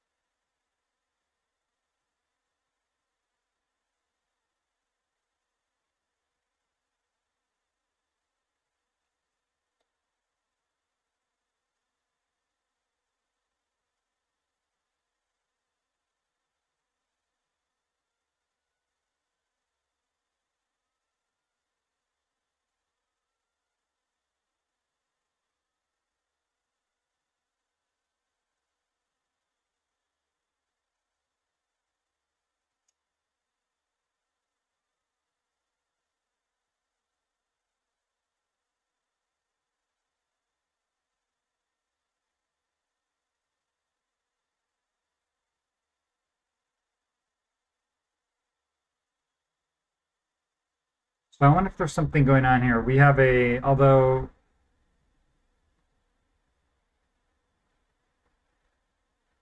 so I have a loose comparison or the type is an array.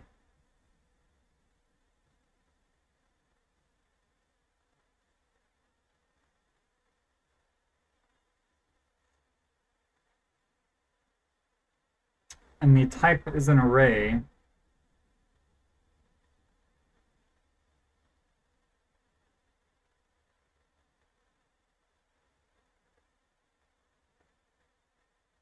I'm not sure about this. Okay. And the stomach is starting to grumble, and so it may be. So let's delete. I think we can knock that out.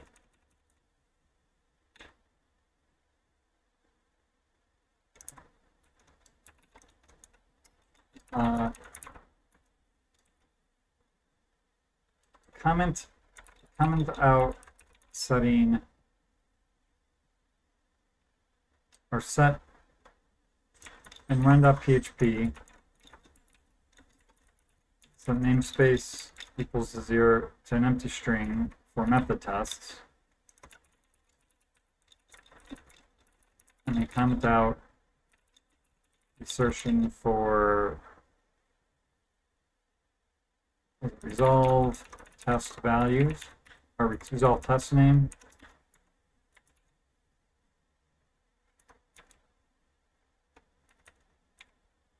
And in test.php, coming out the second, and then run the tests, the output for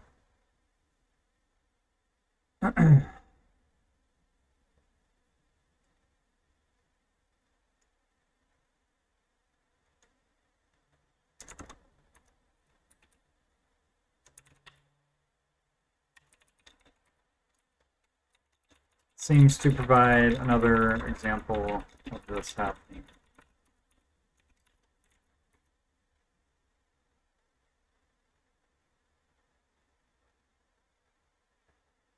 Which probably means we should go undo that now.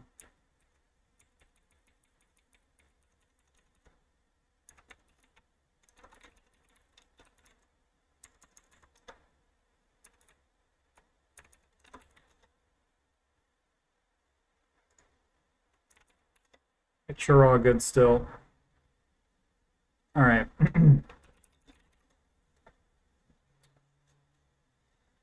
Well, we had to put our PHP stand or PHP stand baseline back in there, which is sort of kind of a sad face, but oh well.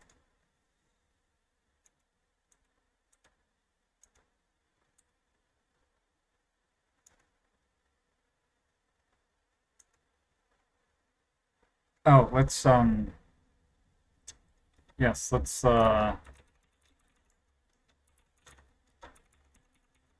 take out all these echoes. Any more echoes?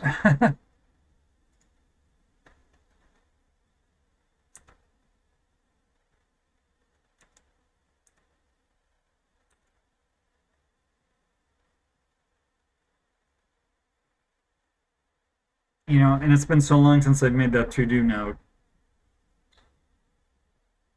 I guess I have to think about it again if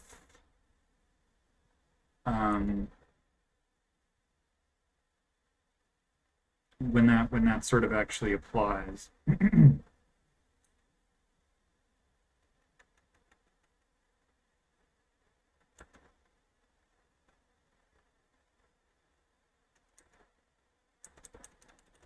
Okay, let me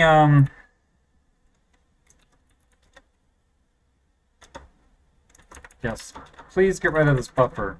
Gosh. It's like it's like a poke in the side every time I try and do everything. It's like, yo. Okay.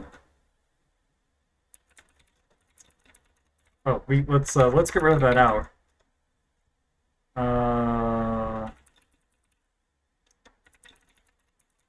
Where am I here? Don't ignore keys. I guess ignore keys when diffing lists.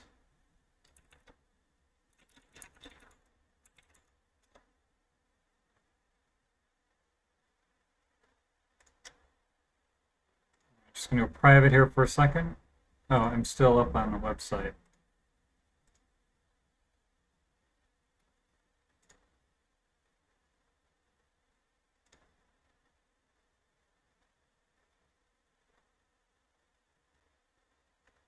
All right, well, I know I'm about to go get something to eat, assuming all this passes. But I'm going to have a little celebratory piece of chocolate because I feel like good progress was made. Like we actually got the diffs to be friendlier today. It happened. It happened.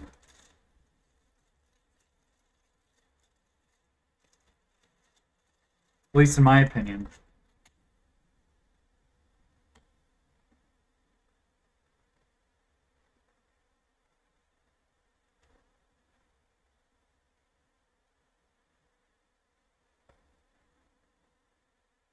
So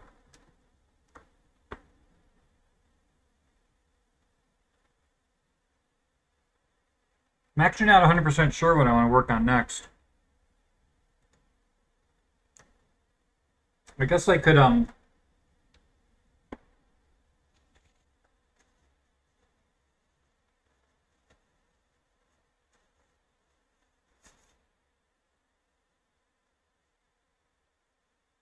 go clean out some of the jank in that file.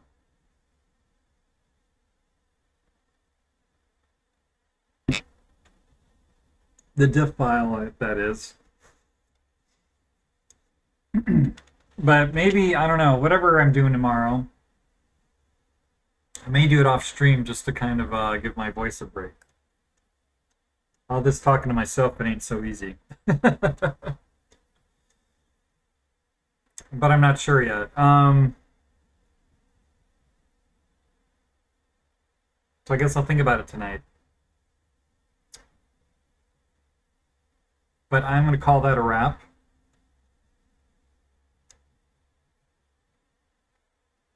Yeah. I'm happy where those diffs ended up, I think.